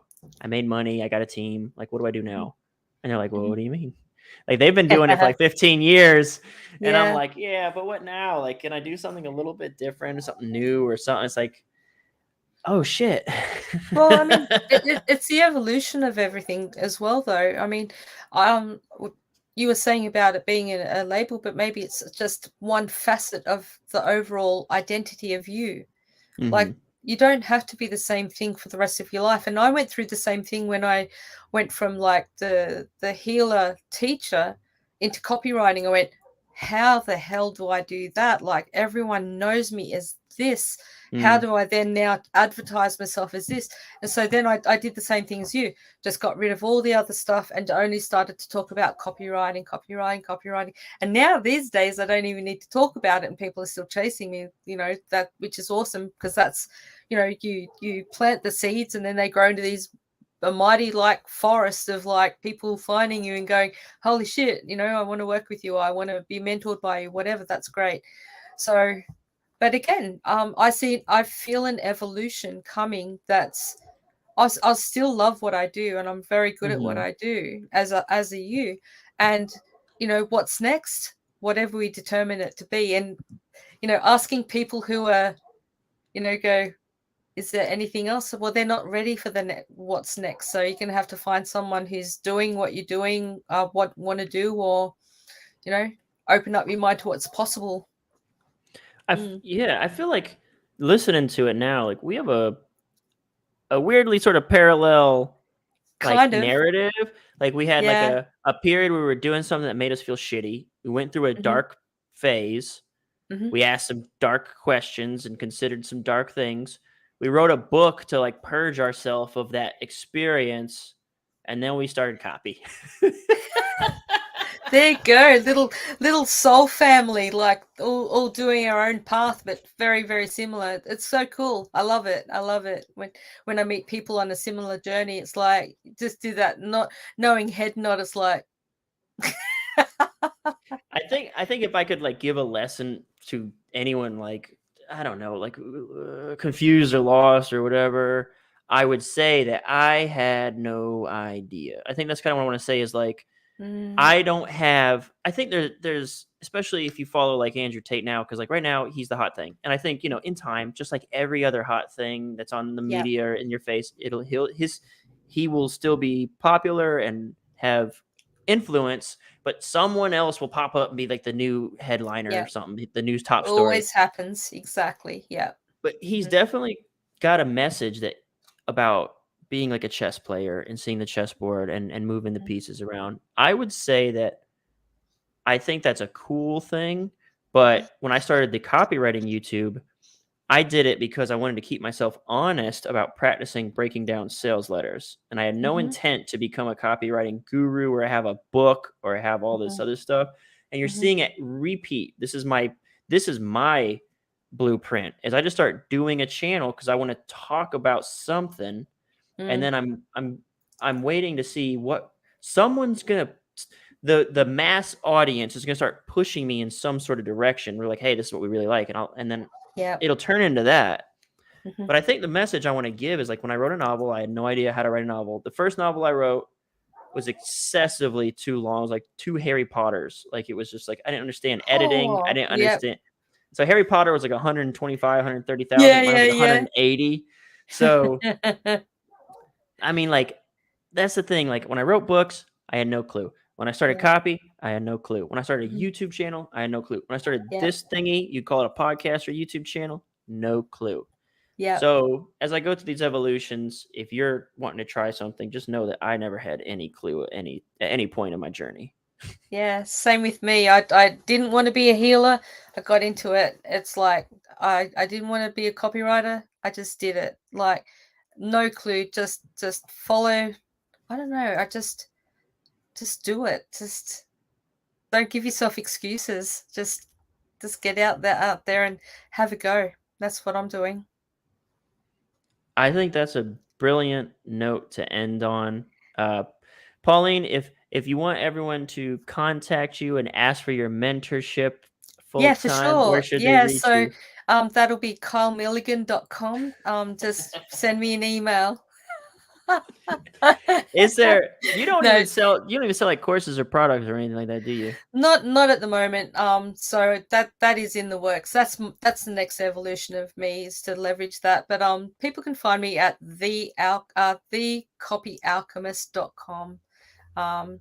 It's a good enough website. I'm on social media, but yeah, contact me through my website and the Copy Alchemist.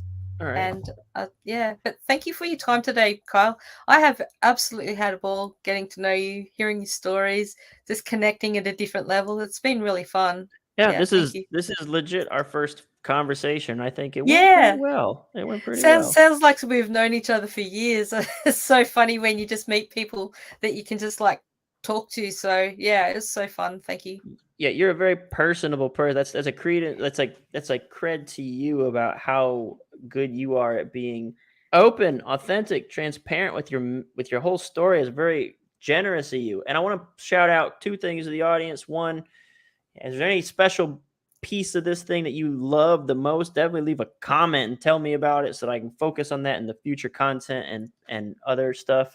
The other thing is you can buy Pauline's book, From Depression's Darkness to the Light of Life, a personal journey by Pauline Longdon.